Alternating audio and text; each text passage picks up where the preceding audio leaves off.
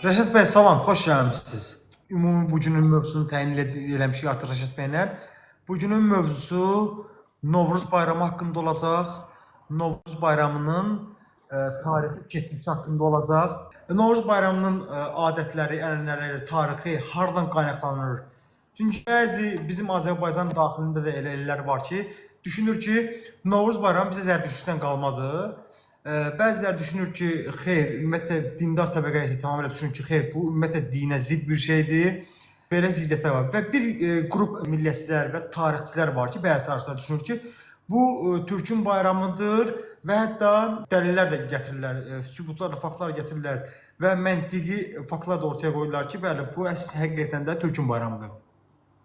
Və bugün də ot çərşənbəsidir. Ot çərşənbəsi vasitəsilə buradan hər kəsi salamlayıram. Və indi isə Rəşad bəy, Novruzda ritualların edilməsi əslində nə üçündür və Novruz bayramının özünün tarixi kökləri hara bağlanır? Əsasən budur. Rəşad bəy, mən sizi alıram böyük ekrana. Zəhmət olmasa buyurun. Hər kəsi salamlayıram. Qarşıdan gələn Ramazan bayramı münasibəti ilə, Novruz bayramı münasibəti ilə hər kəsi əvvəlcədən təbrik edirəm. Mövzumuz türkü tanımaq Novruzdur. Bu məsələni danışarkən bir neçə başlığa biz inşallah qarşıda nəzər yetirəcəyik. Bir, bu Novruz bayramı ümumiyyətlə İslama zidd bayramdırmı? Və bundan sonra biz Novruz bayramı Zərdüştlük bayramıdırmı? Farslarla əlaqədardır? Və bu arada qeyd edim ki, bu ikisi də əslində bir-birindən yaxın olsa da fərqli anlayışlardır. Novruz bayramı ilə Ergenekon bayramı arasında hansı əlaqə var? Fərqi nədir? Və təbii ki, Novruz bayramının əsas atributları var. Səmənisi var, paxlavası, şəkər burası, qoğalı var, odu var, kosa və keçəli var. Bunlar nədir? Bunların fərqi nədir? Və biz niyə Silə bayramında qarpız və nar kəsirik? 4 çərşənbə var. Bildiyimiz kimi su, od, yel, torpaq çərşənbəsi. Və eyni ilə bunun bayramımız olan Ramazanla bir əlaqəsi ola bilərmi? Ərəb dilində Ramazan nə deməkdir? Və iddia olunur ki, nə dedik? Bu bayram Zərdüştlüklə və Farsla əlaqədardır. Və bu bayramın yayılma coğrafiyası, arealı nə qədərdir və tarixi nə qədərdir? Buna nəzər yetirməliyik. Və əslində Avropanın özündə də indi günümüzdə ilbaşı yanvar ayında, yanvarın əvvəlində keçirilirsə, əvvəllər necə olub? Bunu nəzərdən keçirəcəyik və mənə elə gəlir ki, bunun üzərinə ümumi bir nəticə əldə eləmiş ola biləcəyik. Elə ilk başladığımız kimi bu bayram İslama ziddimi? Təbii ki, biz ənənəvi İslama baxası olsaq görürük ki, əslində bu bayram İslamın əvvəlki dönəmində, yəni Əməvilər dönəmində, Abbasilər dönəmində yaşayıb. Bu bir zidd bayram idisə niyə yaşayıb? Və günümüzdə nə baş verib ki, bu dinə qarşı qəribə bir qarşıdurma var. Bunları yalnız sual başlığı kimi qoyuram, hər kəs düşünə bilər. Amma mən istəyirəm Qurandan bir neçə ayəni misal gətirim. Quranda Ənam surəsində deyir ki, yer üzündə səyahət edin və görün əvvəlkilərin aqibəti necə oldu. Bunu bəzən yer üzündə səyahət edin, görün yalan sayanların aqibəti necə oldu kimi də tərcümə olunur. Və indi məsələ nədir? Bu Quranda deyir ki, yer üzünü gəzir. Demək ki, Quran bizə yer üzündə nə baş verən hadisələr var, bunu gəzib görməyi əmr edir. Buna bənzər bir başqa bir ayə var Ankebut surəsində, lakin müəyyən qədər də fərqlidir. Yer üzündə səyahət edin və görün ki, Allahın yaratdığı ilk vəziyyət necə olub. Sonra Allahın sonsuz qüdrətə inanmağa başlasınlar. Yenə gördüyümüz kimi burada bizə əmr olunur ki, yer üzünü səyahət edin və Allahın hər şeyi yaratdığının ilk vəziyyəti necə olduğunu görməyimiz, müşahidə etməyimiz bizə əmr olunur. Və bir neçə buna bənzər ayəni də deyib keçəcəm. Onlar yer üzünə səyahət edir, əvvəlkilərin aqibətlərinə baxmalarını söyləmədi ki, onlar da ibrət götürsünlər. Taha surəsindədir. Və Qasiyə surəsində onlar dəvənin necə yaradıldığını düşünməzlərmi? Və ya yenə Qasiyə surəsinin növbəti bir ayəsində qaralan, örtülən o günə bax. Və ya Mülk surəsində o 7 göyü bir-birinə uyğun olaraq yaratmış, Allahın yaratdığı heç bir nasazlıq görməzsən. Onda bir də bax, görün bir nasazlıq görə biləcəmmi? Bütün bu ayələri niyə misal çəkdim? Yəni Quran bizə əslində Bax onun yaratdığı nə varsa, yer, gecə, gündüz, heyvanat aləmi, bitki aləmi, bunları görməyimiz, yer üzünü gəzib səyahət edib və onlar haqqında müşahidə aparıb düşünməyimizi tələb edir. Və dolayısıyla biz bizim min illərimizi təmsil edən bayramı, onların atributlarını, əgər bu dinə zidd deyilsə, silahsı olsaq demək əslində nədir? Bizdən növbəti nəsillərin də yer üzünü gəzib müşahidə edəcəyi, görə biləcəyi hadisələri silmiş ola bilərik. Və qəribədir, bəzi dırnaq içində özünü dindar hesab edənlər hansısa bir heykəli partladır və l-axır. Yəni dolayısıyla Quran bizə demək ki, hadisələrə, təbiətə baxmağı, görməyi və bunun üzərinə düşünməyi, müşahidə aparmağımızı əmr edir. Təbii ki, burada dindar və dinsiz yoldaşlar ola bilər. Kimsənin dininə, dinsizliyinə qarışmırıq. Sadəcə olaraq, yəni bir dindarıqsa, demək ki, biz bu Qurandakı buna bənzər də yetərincə ayə var. Yenidən oxuyub və düşünməliyik.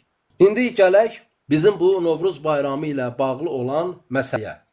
İlk əvvəl demək qeyd edirlər ki, Novruz bayramı zərdüştlük bayramıdır. Bunu deyənlər ya zərdüştlüyün özü haqqında məlumatı yoxdur, ya Novruz bayramında olan atributlardan xəbəri yoxdur. Lakin gəlin nəzərdən keçirək, biz nə edirik? Novruz bayramında ocağın üstündən atılanılır və deyilir ki, ağırlığım, uğurluğum ocağa. Təbii ki, bu min illərdən gələn bir mifik ritualdır. Amma məsələ bunda deyil. Zərdüştlükdə isə həmin odu qoruyanlar üzünə maska taxır. Ağzını günümüz maskalarına bənzər bir tənziflə bağlayır ki, odu murdarlamasın. Demək, zərdüştlükdə oda yaxınlaşanda nəfəsinin belə oda dəyməməsi üçün ağzını bağlayır, tənziflə bağlayır. Lakin bizim Novruz bayramının rituallarında biz ocağın üstündən atılanıb deyirik, ağırlığımız, uğurluğumuz ocağa. Bu ikisini yan-yana qoyduqda təzahür olaraq bu eyni görsənə bilər. Lakin bu zərdüştlük ritualı ola bilərmi? Demək ki, bu iki hadisəni bu günə qədər deyənlər nə zərdüştlükdən xəbər olub, nə Novruz bayramındakı bu ritualdan xəbər olub. Təbii ki, mən sadə məsələləri istəyirəm qısaca deyim, keçək ki, daha sonra digər etimoloji məsələləri, tarixi məsələlərin izahını verim.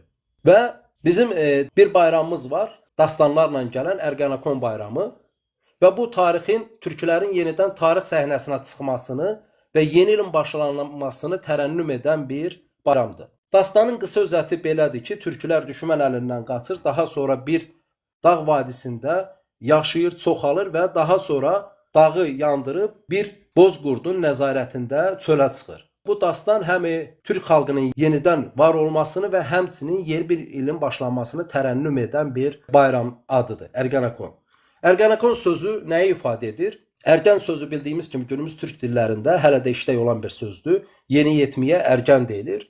Ergən sözünün kökü, ürəmək sözünün kökü və bir də ki, türk dilində, əski türk dilində xalq mənasına gələn gün sözü və kəmik sözünün kökü olan gün sözü ilə eyni kökdür.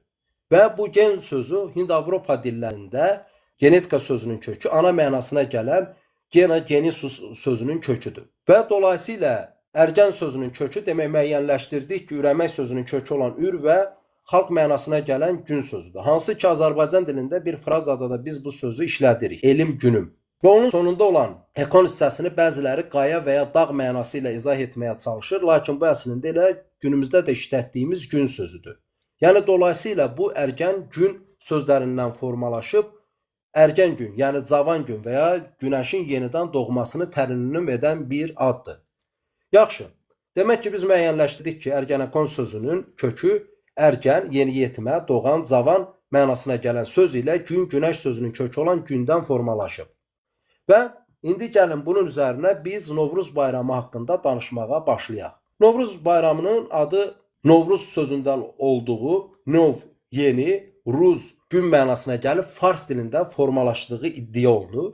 Lakin qeyd edim ki, bu əgər fars dilində formalaşmış bir ad olmuş olsaydı, o fars dilinin dil qrammatikasına görə Ruze-Nov olaraq deyilməli idi. Və bu arada xatırladım ki, Novruz bayramı bütün türk dünyasında yayılıb və Novruz sözünü biz bu günü rəsmi qrammatikanı qəbul etdikdən sonra Novruz kimi yazırıq. Əslində o bir çox türk dilində və həmçinin dialektdə Novruz kimi ifadə olunur. Yəni dolayısıyla bizə 1926-cı ildən sonra bizə rəsmi Azərbaycan dili qəbul edildikdən sonra biz onu kitablara Novruz kimi yazmışıq və eyni ilə təbii ki 1926-cı ildən sonra digər türk dünyasında da bu o formada yazılıb. Lakin nə dedim, dialektdə onun v səsi olmayan Novruz formasında olan versiyası da var. Bunu bilmək bizə nəyi verə bilər? 1. Novruz sözünü türklər bir neçə adda ifadə etmişdi. Bunlardan biri eni, qor, az sözündən formalaşıb. Eni yeni sözünün köküdür. Həmçinin Hind-Avropa dillərində olan nov sözünün köküdür.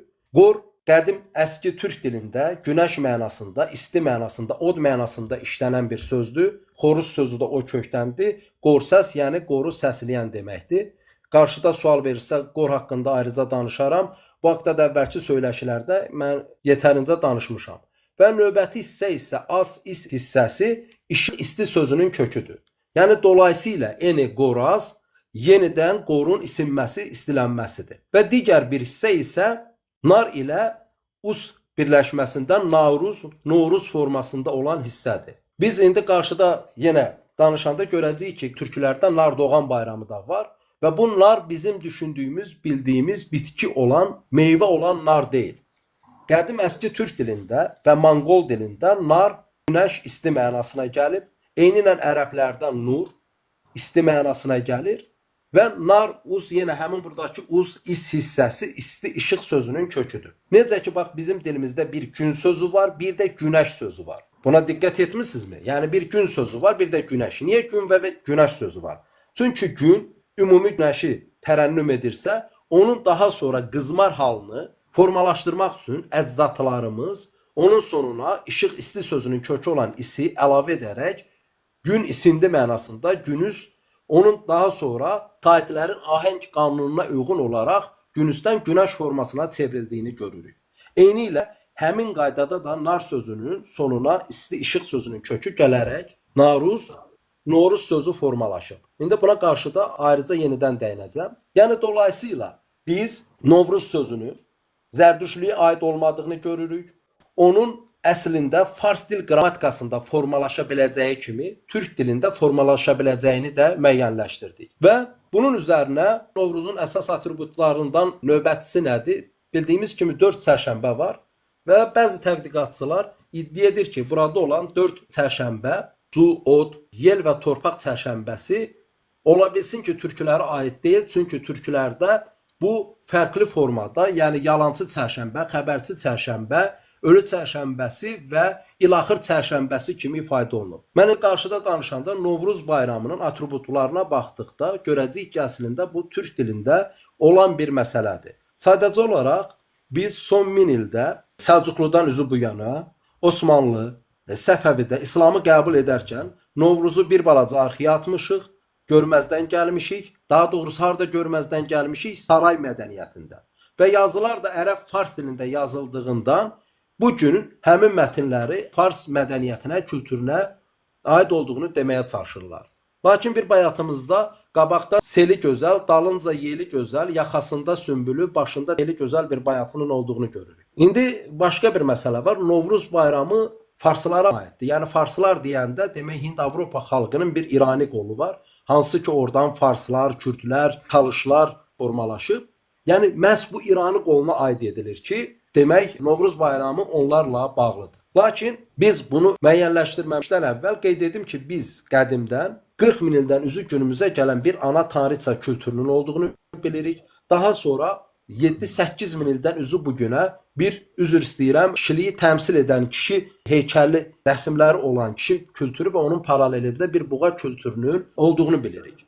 Və mən bunun geniş təhlilini vermişəm və müəyyənləşdirmişəm ki, əslində burada olan ana tanrıça deyilən kültür əslində Allahın, yaradanın, təbiəti var edən sifətidir. Sadəcə olaraq qədim insanlar yazını bilmədiyindən Allahın yaradan, doğuran, təbiəti, baharı gətirən sifətini göstərmək üçün daha böyük qadın rəsmləri, heykəlləri çəkməyə çalışmışdı və daha sonra əkinçiliyə başlayan insanlar üçün martın 21-ni müəyyənləşdirib buna uyğun əkinçiliyi də aparması səbəbilə artıq martın 21-ni, yəni yer ilə günəşin birləşdiyi günü, artıq təbiətin isinəcəyi günü müəyyənləşdirmək üçün kişi heykəli rəsmləri ilə günəşi təmsil etməyə çalışmışdı. Biz bunun izlərinə Şumerlərdə İnnanna və Tamuzi tanrı və tanrıçası, Misirdə Isis tanrıçası və Asiris tanrısına çevrildiyini görürük. Farslarda Mitriyen güneş inancının olduğunu görürük. Anadolu'da Kibela Hatis inancının olduğunu görürük.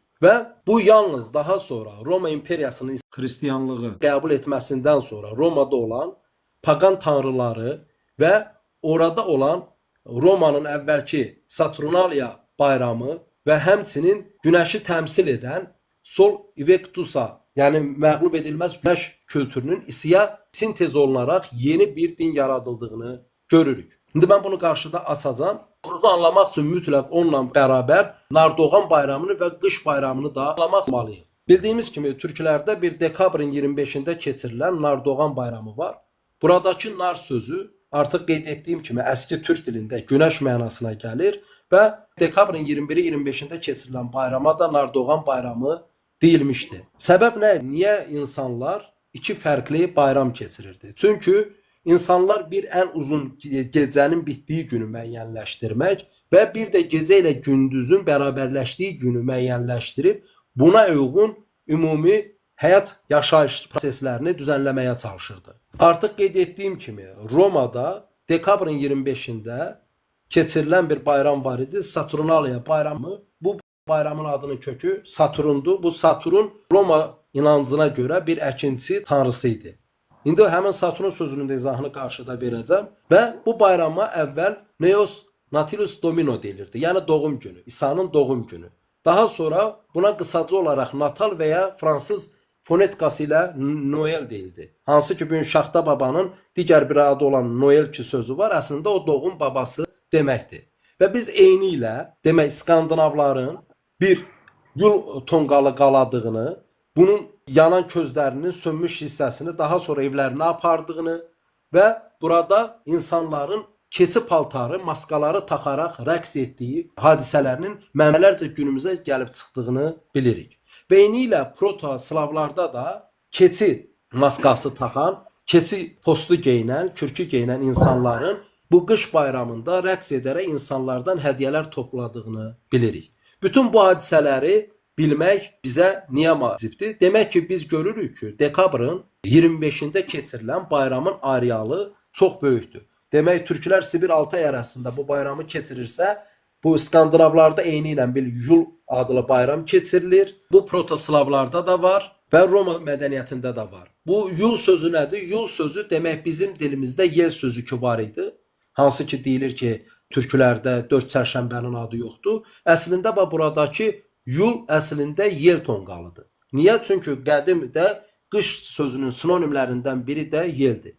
Və bu yel bilmək növbəti bizə hansı faktı verəcək? Biz ağac sözünün kökünün ək və çə kökündən əkəc ağac formasında formalaşdığını, onun tərs kombinasiyası kimi çi əkdən çiçək sözünün formalaşdığını göstərə bilərəm. Və dolayısıyla demək yel ək, yəni yel ağacı deməkdir. Hansı ki bu bizim qarşımıza Rus dilində olan yolka kimi çıxır. Bu hansı yolkadır? Bildiyimiz demək şam ağacıdır ki, hansı ki dekabrda onu bəzəyirlər. İndi şam ağacının qarşıda dəyinəcəm. Sadəcə olaraq faktlara uyğun istəyirəm danışım, məsələlər qarışmasın deyən.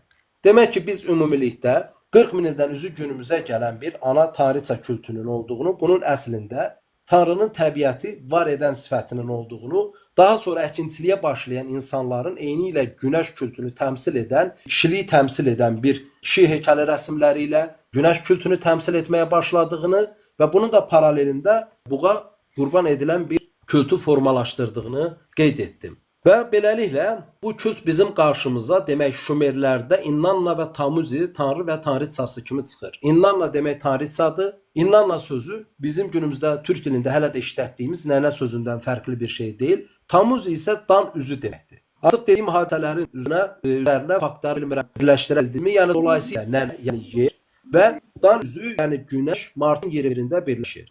Və biz eyni Şumerlərdə burada yerin bir tanrıçaya, bir ilahiyə çevrildiyini, günəşin isə bir tanrıya çevrildiyini görürük. Və eyni kültün biz eyni ilə Misirdə Isis tanrıçası və Asiris tanrısına çevrildiyini görürük. Isis sözü günümüzdəki su sözü ilə eyni kökdür. Hansı ki ondan biz qarşıda görəcəyik ki səməni sözü formalaşır. O sözü isə günümüzdə olan sarı sözü ilə eyni kökdür. Yenə dolayısıyla günəşi təmsil edir. Və Anadoluda danışdıq ki, demək bir Kibela tanrıçası var. Kibela gəbə sözü ilə eyni kökdür. Ateist artıq gördüyümüz kimi ateş sözü ilə, od sözü ilə eyni kök olan bir addır. Bütün bunları bilmək bizə nəyi verir? Demək ki, bizim bu danışdığımız baharın 21-də keçirilən bayram Şumerlərdə var, Misirdə var, Yunanlarda var. Və biz bunu düşünürük ki, sanki bu zərdüştlüklə bağlıdır. Hansı ki, bunun həmçinin farslarda Mitriyən günəş inancı dini ilə də davam etdiyini görürük. Yəni, dolayısıyla bu mədəniyyət, bu kültür geniş coğrafiyaya yayılmış bir kültürdür. Lakin bunun biz Şumerlərdən danışırıqsa, demək bu bayramın 5-6 min ildən üzü günümüzə gəldiyini düşünürüksə, biz bunu Göbəkli Təpədən davam edən bir hadisə olduğunu müəyyənləşdirdikdə düşünməliyik ki, ən azı bu bayram 12 min ildir bizə əcdadlarımız tərəfindən həyata keçirilən bir bayramdır. Yaxşı ki, biz bunu Göbəkli Təpə ilə necə əlaqələndirə bilərik? Göbəkli Təpədə demək 2T şəkilli sütun var və onun dairəsində, ətrafında 12 sütun var. Buradakı 2 sütunu insanları təmsil etdiyi, kralı və buna bənzər kimsələri isə təmsil etdiyi düşünülür. Lakin mən təhlillərlə göstərmişəm ki, buradakı 2T şəkilli sütun əslində artıq dediyimiz həmin yeri təmsil edən tanrıça və günəşi təmsil edən tanrıdan başqası deyil. Daha doğrusu, bunu biz daha sonra tanrı və tanrıçaya çevirmişik. Əslində bu 2 sütun və digər o mədəniyyətlərdə olan tanrıça və tanrı əslində yer ilə günəşi təmsil edir. Hansı ki, biz onu görəcəyik ki, yalnız Azərbaycan kültüründə bu tanrı və tanrıçalara çevrilmədən var olmuşdu. Digər mədəniyyətlər isə baharın gəlişini bərəkət tanrıçasına, doğan tanrı tanrıçalara çevirmişdi. Demək biz Skandinavlarda olan yul tonqalının yel sözü ilə əlaqədar olduğunu və buradan biz yelək sözünün yolka sözünə çevrilməsi haqqında danışdıq. Göbəkli Təpədə 2T şəkilli sütunun yer və günəşi təmsil etdiyini, necə ki Şumerlərdə İnnanna Tamuzini təmsil etdiyini qeyd etdik. Lakin Göbəkli Təpədən yalnız Azərbaycan Novruz xonçasına qədər gələn bir simvollar var ki, bu yalnız Azərbaycan Novruz xonçasında qalıb. Demək, Göbəkli Təpədə həmin o T şəkilli sütunların üzərində ay hilal, hilalın üstündə dairə, günəş və həmin o dairənin ortasında nöqtə ilə ulduz təmsil olunan bir simvol, yəni üçlü simvol. Ay, günəş və nöqtə. Və biz yalnız Azərbaycan Novruz xonçasında qoğal, şəkərbura və paxlavanın olduğunu bilirik. Qoğal günəşi təmsil edir, şəkərbura ayı təmsil edir, paxlava ulduzu təmsil edir. Və yalnız Azərbaycan paxlavasının ortasında fındıq ilə nöqtə qoyulur. Necə ki Göbəkli Təpədə olan. Və indi düşünün, 12 min ildən üzü günümüzə gələn bir simvol var və biz əslində Azərbaycan Novruz xonçasına və onun atributlarına baxaq, görək biz burada hansısa tanrını, tanrıçanı və buna bənzər kimlərisə tərənnüm edirikmi? Təbii ki, yox. Çünki Novruz bayramında biz xonçaya rənglənmiş yumurtalar qoyuruq. Artıq məcburən bir daha deyim, şəkərbura, paxlava, qoğal qoyuruq, səməni qoyuruq və qurumuş meyvələr qoyuruq. Əslində bu nəyə tərənnüm edir? Yəni Allahın, yaradanın var etdiyi günəş, ay, ulduzun döngüsü ilə növbəti martın 21-i gəlir və necə ki həyat ölübdür, necə ki o xonçada olan quru meyvələr var, onlar səmənini necə ki biz düzəltmişik, Allah da həmin onu yenidən düzəldəcək. Və bu həyatın yenidən yaşamasını biz bir səməni ilə tərənnüm edirik və bir də yumurta ilə tərənnüm edirik. Hansı ki həmin yumurtanı biz yenə eyni ilə Göbəkli Təpədə görürük. Göbəkli Təpədəki simvollardan biri bir quş rəsmidir. Qanadını bu formada tutur və onun üzərində dairə formasında bir simvol var. Və bunun nə olduğunu qeyd edə bilmirlər. Təbii ki, bu artıq bizim Novruz xonçasında hələ də davam edən rənglənmiş yumurtadan başqası deyil. İndi mən yumurta sözünün də qarşıda izahını deyəcəm və bütün puzzle'lar tam bir-birinə oturacaq. Lakin biz rənglənmiş yumurtaları yalnız bizim Novruz xonçasında görmürük. Harada görürük? Xristianlığın Paska bayramında. Nədir? Demək ki, protoslavların əcdadı artıq bunlar bu kültürü özlərim almışdı. Hansısa türklərlə mi rast gəlib almışdı? Bu ayrıca düşünülə bilər. Lakin onlar da demək yumurtanı rəngləyir. Lakin daha sonra xristianlığı qəbul etdikdə onlar artıq bu yumurtaların təbiətin doğmağı, martın 21-də yer ilə günəşin birləşməsini tərənnüm edən bir bayram kimi yox, artıq İsa'nın dünyaya gəlməsini tərənnüm edən bir bayram kimi formalaşdırdı. Və İsa Peyğəmbərin adı ilə əlaqədar olan yeni ilə danışırıqsa, mənə elə gəlir ki, bir dəfəlik bu məsələni də danışım, ondan sonra keçək. Bildiyimiz kimi, xristian inancına görə İsa Peyğəmbər çarmıxa çəkilir, 3 gün ölü qalır və daha sonra dirilir və o havarilərinin gözünə görsənir və daha sonra ölür. Və inanca görə o yenidən bir də diriləcək. Yəni dolayısıyla demək, İsa Peyğəmbər 3 gün ölü qalıb və o əslində 3 dəfə diriləcək. Necə? Bir dəfə ana bətnində Məryəmdən doğulub, daha sonra çarmıqda ölür, dirilir və daha sonra isə o 3-cü dəfə geri qayıdacaq. Əslində bu da yenə bizim təbiət hadisələri ilə izah olunan bir hadisədir. Demək, analema və ya gün 8-i deyilən bir təbiət hadisəsi var. Yəni eyni vaxtda, eyni coğrafiyada, eyni saatda günəşin hərəkətinə baxdıqda onun 8 formasında bir sonsuzluq dairəsi çəkdiyini görürük. Yəni buna dolayısıyla il boyu eyni nöqtədə, eyni vaxtda günəşin göy üzündə mövqeyinin nə cür dəyişdiyini göstərən bir diaqramdır. Və o dekabrın 21-i 25-i arasında üfüqdə ən aşağı yerdə olduğuna görə 3 gün görsənmir. Və o yenidən üfüqdən daha sonra yuxarıya doğru dairə çizir. Yəni dolayısıyla həmin analema diaqraması dekabrın 21-i 24-i arasında 3 gün üfüqdə gözə görsənmir. Və bu hadisəni, təbiət hadisəsi insanlar mifik dil ilə yadda qalması üçün inanca çevirir. Daha sonra bu isə xristianlıqda İsa Peyğəmbərin 3 gün ölüb qalması, daha sonra yenidən diriləcəyi hadisəsinə çevrildiyini görürük. Və artıq qeyd etdiyim kimi, niyə bu 3 gün? Biz bu 3 günün əslində Misir və Yunan inancında da olduğunu görürük. Və Misirdə demək günəş tanrısı Ra var, daha sonra onu öldürür Osiris, daha sonra isə Horus yenidən var olur. Yəni dolayısıyla biz Misirdə üçləmə tanrının olduğunu görürük. Ra sözü Urru ilk dildəki kök ilə bağlıdır. Yuxarı isti işıq kökünü bildirir. Osiris artıq qeyd etdiyim kimi bizim dilimizdə olan sarı sözü ilə eşdəyərdir, eyni mənalı sözdür, eyni kökdəndir. Sarı bizim dilimizdə günəşi tərənnüm edir, fikir verin. Amma onlar, Misirlər bunu götürüb neyniyib? Bir tanrı adına, sifətinə çevirib. Horus da qor sözü ilə eynidir.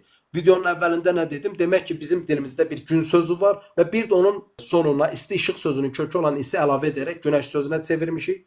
Və qeyd etdim ki, nar sözünü də eyni qayda ilə sonuna işıq isti sözünün kökü isi əlavə edərək biz Noruz sözünə çevirmişik və eyni ilə qor sözünün sonuna is kökü əlavə olunaraq Horus sözü Misir mifologiyasında bizim qarşımıza çıxır. Yəni dolayısıyla o 3 dəfə günəşin analema diaqramında 3 gün görsənməməyini fikir verirsinizmi? Misirlər 3 dəfə dirilən günəş kültürünə çevirir. Eyni ilə Yunanlarda bu Uranos, Kronos və Zevs olaraq yenə üçləmə günəş tanrı kültü kimi qarşımıza çıxır. Uranos sözü nar sözü dedim mən.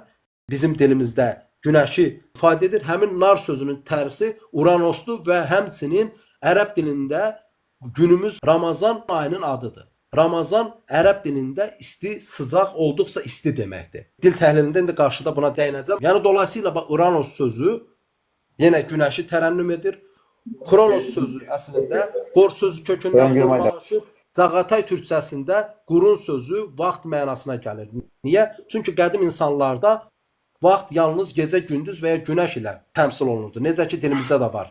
Akşamı sevmem, isti sözümüz keçir. Akşamı. Və Zevs sözü də yenə eyli ilə isti işıq sözünü tərənnüm edən bir sözdür. Biz düşünürük ki, Zevs şimşək tanrısıdır. Əslində belə deyil. O ilk yarandığı dövrdə yenə günəşi tərənnüm edən bir ad olmuşdu. Zevs sözündən rus dilində olan zvezda sözü o kökdəndir. Svet sözü, sveta işıq sözü o kökdəndir. Yəni dolayısıyla bu 3 tanrı adı da əslində günəşi tərənnüm edir.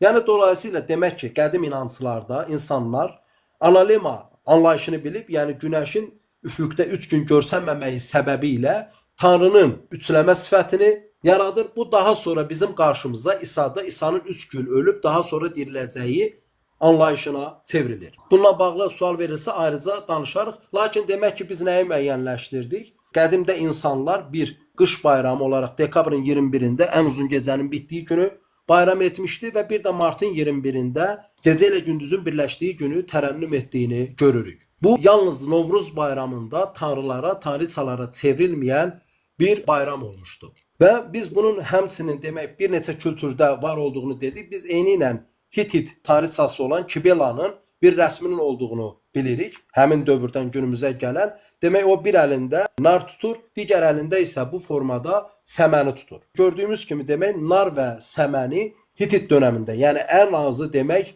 4000 ildən əvvəl günümüzə var olan bir inancdır. Və biz eyni ilə bir çox kültürdə, Şumer kültüründə, Mesopotamiya kültürlərində ortada həyat ağacı və onun sağında solunda qrifon olan varlıqların, yəni qanatlı varlıqların əlində bir çanta və digər əlində isə hansısa bir əşyanı, qozuya bənzər əşyanı tutduğunu görürük. Əslində bu da yenə yumurtanı, təbiətin canlanmasını tərənnüm edir. Kutilərə baxdıqda görürük ki, Kutilər bir bahar bayramı keçirir və onlar buna Zağmuk deyir. Bu Zağmuk nə deməkdir? Bunu müəyyənləşdirmək üçün demək biz bir neçə fakta baxmalıyıq. Demək bizim dilimizdə bir işıq sözü var, bir də ki sağ sözü var. Yəni tərəf, cəhət bildirən sağ sözü var. Niyə sağ sözü var? Demək işıq sözünün kökü is kökü ilə ağ sözünün birləşməsindəndir. Əslində bunlar ilk dildə hər ikisi u məna bildirən, yuxarı mənasını bildirən sahət birləşməsindən formalaşır. Yəni us uq kökündən formalaşır və işıq sözünə çevrilib. Hansı ki oradakı uq hissəsini biz ağ olaraq da işlədirik. Və biz işıq sözünün günəş şərqdən çıxdığına görə biz sağ tərəfi işıq sözü ilə eyniləşdirib bunu həyatın var olmasını simvollaşdıran bir sözə çevirmişik. Bu səbəbdən də işıq, sağ, sağlıq sözünün kökü olan sağ sözünü formalaşdırmışıq və günəşin batdığı tərəfə, yəni sol tərəfə də biz solmaq, zülmət sözünün kökü olan sol sözündən solmaq sözünü formalaşdırmışıq. Və biz Oğuz türkləri sağ tərəfə sağ deyirik. Lakin Orta Asiya türklərinin böyük əksəriyyəti sağ tərəfə onq deyir. Onq. Həmin onq sözü də demək immi kökü ilə ağ sözünün birləşməsindən formalaşıb. Min sözü dilimizdə var, minmək. Məsəl üçün hətta bir bayatıda belə bir ifadə var. Kəhər atının min çıx günəşə deyilən bir fraza var. Həmin buradakı immi kökündən mi ilə ağ sözü birləşib maq sözünə çevrilir. İlk dildə m-nı səs keçidi var. Yəni ilk dildə m ilə deyilən sözlər daha sonra m və ya n-da qalıb. Məsəl üçün ama, ana, mama, nənə. Bunlar əslində eyni kökdür. Və dolayısıyla həm sözü ilə, demək işıq sözü ilə onq sağ tərəf mənasına gələn sözü birləşdirib Zağmuk, yəni bahar bayramının adını verib Kutilər. Kutilər qədim proto-türk tayfalarıdır. Demək iki dəfə sağ günümüzdə demək Oğuz türklərinin sağ mənasına gələn işlədən sağ sözünü və Orta Asiya türklərinin sağ mənasında işlətdiyi onq sözünü birləşdirərək Zağmuk sözündən günəşin doğmasını ifadə edən bir söz formalaşdırır və bunu martın 21-dəki bahar bayramı adına vermişdir. Və bu zaman düşünməliyik ki, demək ərəb dilinə aid edilən səhər sözü hansı kökdəndir? Demək sağ, artıq müəyyənləşdirdik. Demək biz niyə sağ deyirmiş? Onun işıq söz kökü ilə eyni olduğuna görə və ilk dildə k səsi olub, daha sonra q, x, h, c kimi səslər eyni kökdən formalaşıb. Yəni dolayısıyla üç səsli olan ərəb dilinə aid edilən səhər sözünün, sahur sözünün kökü də bizim dilimizdə olan işıq və sağ kökü ilə də eyni olduğunu deyib keçək. Və Şumerlər demək Novruz bayramına Akutil bayram deyir. Akatılar isə bunu Akuti olaraq qeyd edib. Əslində Akuti sözü ak və ot sözünün birləşməsindən olan bir sözdür. Yəni dolayısıyla Şumerlər də martın 21-də bir bayram keçdiyi bizə bəllidir və bayramın adı da dilimizdə olan ağ və ot söz kökü ilə formalaşmış akot formasında olub yazılmışdır. Və biz Nardoğan bayramından danışdıq. Nardoğan bayramından danışdıqda mən qeyd etdim ki, demək Skandinavlarda, protoslavlarda yul bayramı deyilən bir bayram keçilib və o yul bayramı bizim dilimizdə olan yel sözü ilə əlaqədardır və biz yel ək sözündən yolka ağac sözünü formalaşdırmışıq. Və bildiyimiz kimi biz şam ağacına həmçinin kükünar deyirik. Və dilçilər iddia edir ki, kükünar sözü Yunan dilinə aiddir və buradakı kok sözü toxum mənasına gəlir. Lakin qeyd edim ki, bizim dilimizdə də kök sözü yenə ağacın kökü, bitkinin kökü mənasına gəlir. Bu niyə yalnız düşünülməlidir ki, Yunan dilindədir. Lakin məsələ bundadır ki, buradakı kükünar sözü kökə aid olan söz ilə əlaqədar deyil. Bildiyimiz kimi Azərbaycan türkləri acı tərə, şüyüd, keşnişə, göyərti deyir.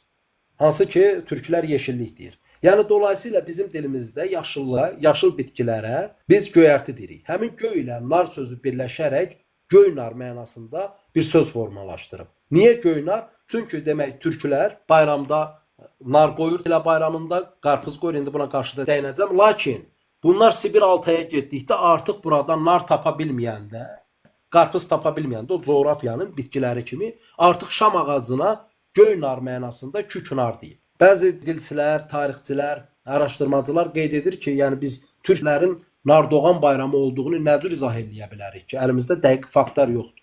Lakin bizim dilimizdəki sözlərin etimoloji təhlilini verdikdə məlum olur ki, demək bir nar sözü var, hansı ki Çilə bayramında biz qoyuruq və digər tərəfdən də bir küknar var, hansı ki bu da göy nar deməkmiş. Yaxşı, niyə? Çünki demək insanlar qədimdə təbiət hadisələrini artıq qeyd etdiyim kimi ən uzun gecənin bitdiyi dekabrın 21-i, 25-ini və gecə ilə gündüzün birləşdiyi martın 21-ni rituallaşdırırdı ki, bunu növbəti nəsillərə ötürə bilsin. Çünki o dövrdə informasiyanı yazı bilmir, yazı formasında verə bilmir.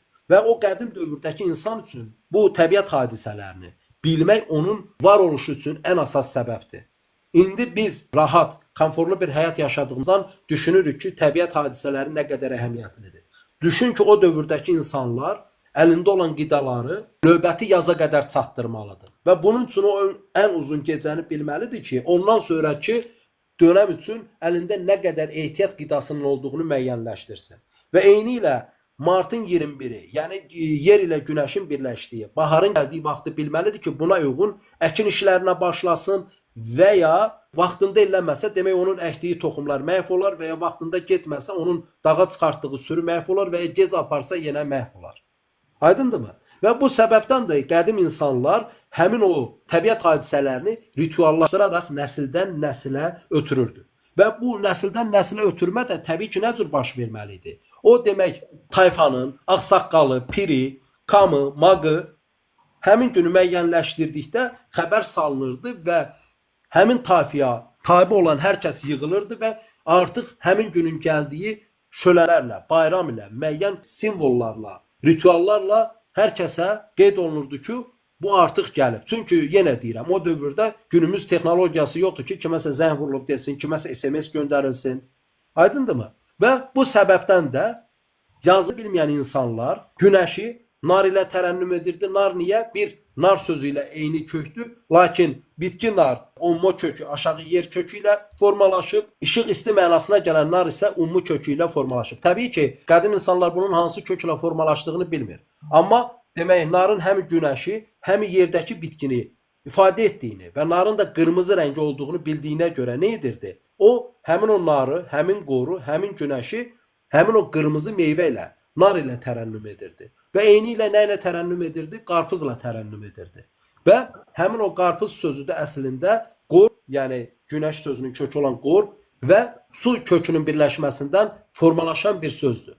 Təbii ki, narı və qarpız sözünü farslara aid olan bir söz kimi deməyə çalışırlar. Niyə? Çünki demək, nar farslarındısa, qarpız farslarındısa, təbii ki, bunu türk təfəkkürü formalaşdıra bilməz. Lakin biz həm qarpız sözünün, həm nar sözünün türk dil kökü ilə açıldığını görürük. Bu artıq Proto-Hind-Avropa xalqı, Proto-Hami-Sami xalqı, Proto-Türk xalqlarının birlikdə yaşadığı dövrdəmi formalaşıb, yoxsa yox, bu ayrıca sualdır, ayrıca düşünülə bilər. Lakin bunların hər biri, bax gördüyünüz kimi, hansı adı dedimsə, hər birini günümüzdə işlətdiyimiz türk dilindəki sözlərlə açmışam. Yəni elə bir söz yoxdur ki, düşünək ki, o türk dilində yoxdur və başqa cür açmalıyım. Və dolayısıyla demək, nədir? Çilə bayramını nar və qarpız ilə simvollaşdırırdısa, daha sonra Sibir Altaya gedənlər artıq qarpızın olmadığını, narın əl çatan olmadığı üçün nə dedi? Göy nar. Yəni kükünar ağacı ilə onu tərənnüm etməyə başladı. Demək ki, onda kükünar ilə tərənnüm edirdisə, onda günümüz coğrafiyasında, bizim Azərbaycan türklərinin yaşadığı coğrafiyada olan türklər yaxşı bunu nə ilə tərənnüm edirdi?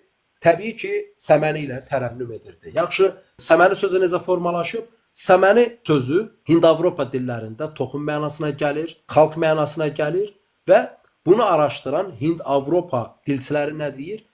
Bu semen sözü toxum sözü yazılı qaynaqda olmayan bir sözdən formalaşır. Fikir verirsinizmi? Türklərə deyirdilər ki, sizin dilinizdə olan sözləri ona görə qəbul etmirik ki, sizin dilinizdə məsəl üçün hansısa sözlər var ki, onların yazılı qaynağı yoxdur.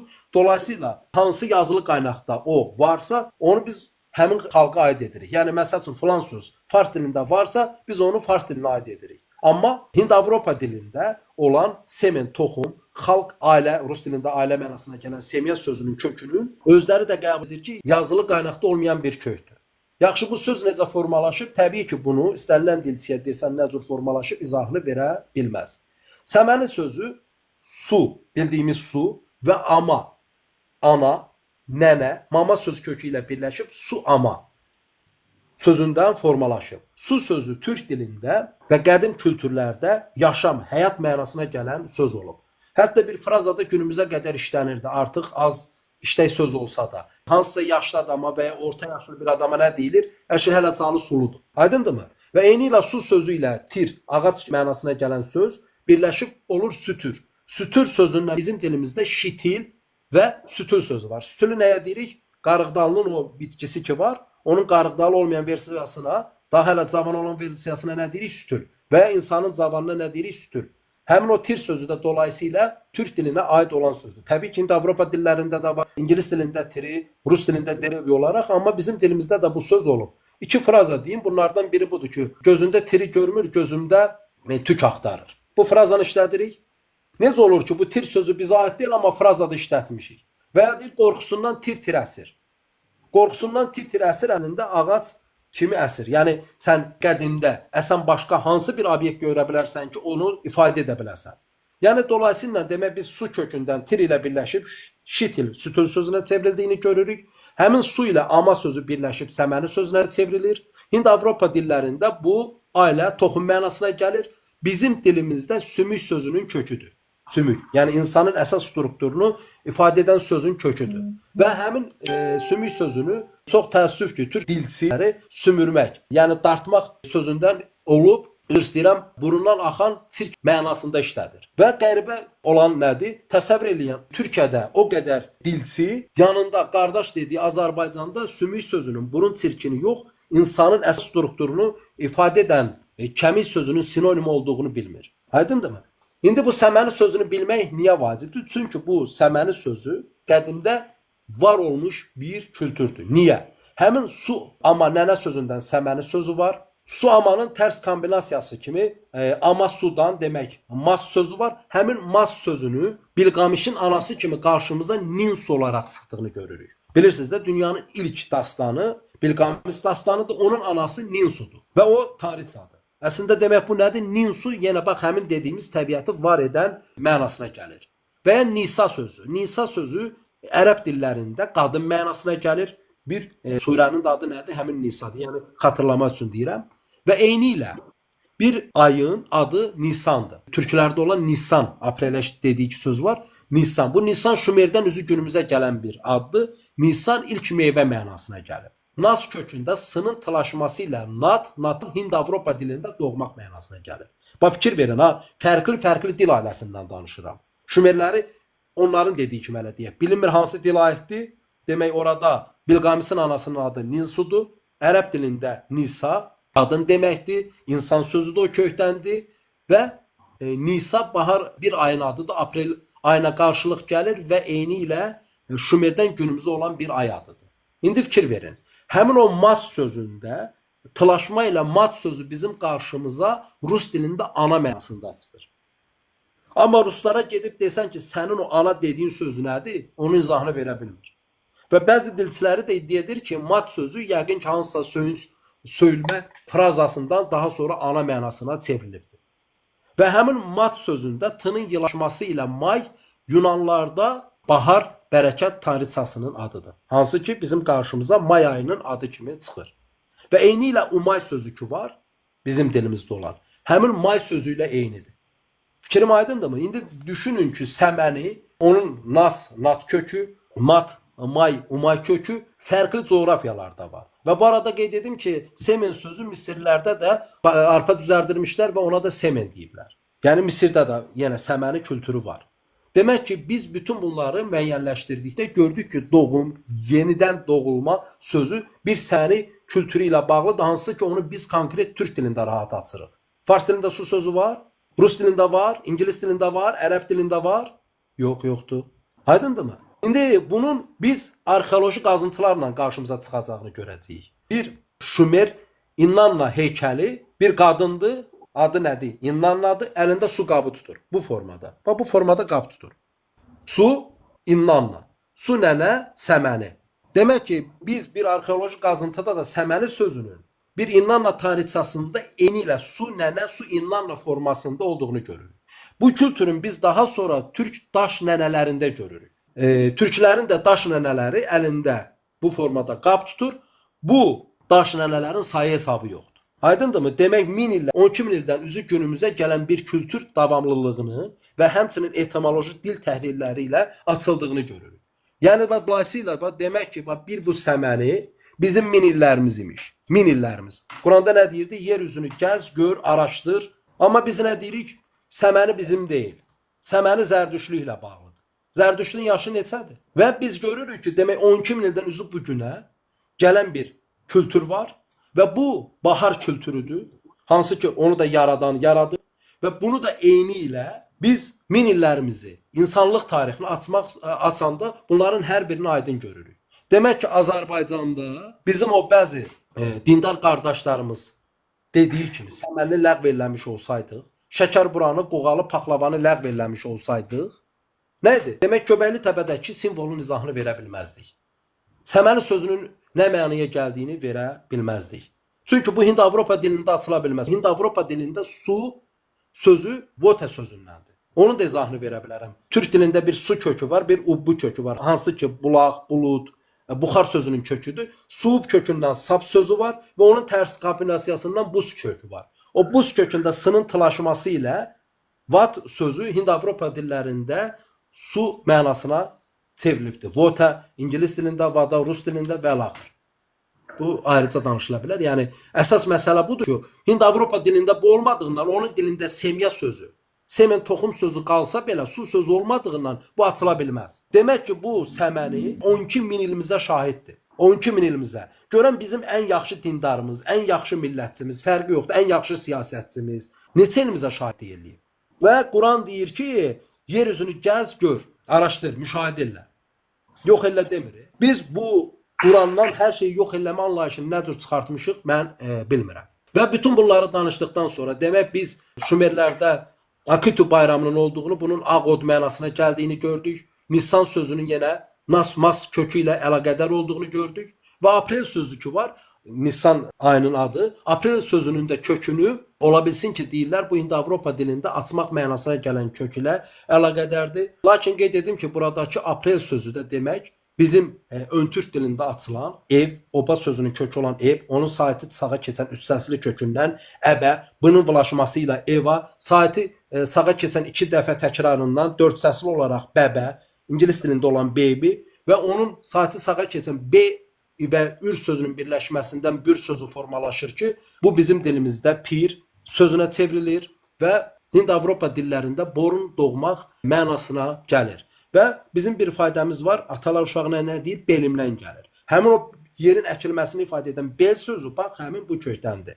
Yəni, dolayısıyla türk dilində olan ev, onun 3 səslisi olan əbə, onun vılaşması ilə eva, 4 səslisi olan bəbə və saiti sağa keçən kökündən bel sözü formalaşır. Yəni, ev, o evin içində olan qadın, əbə, onun vılaşması ilə o Hami-Sami dillərində ilkaniyə çevrilir.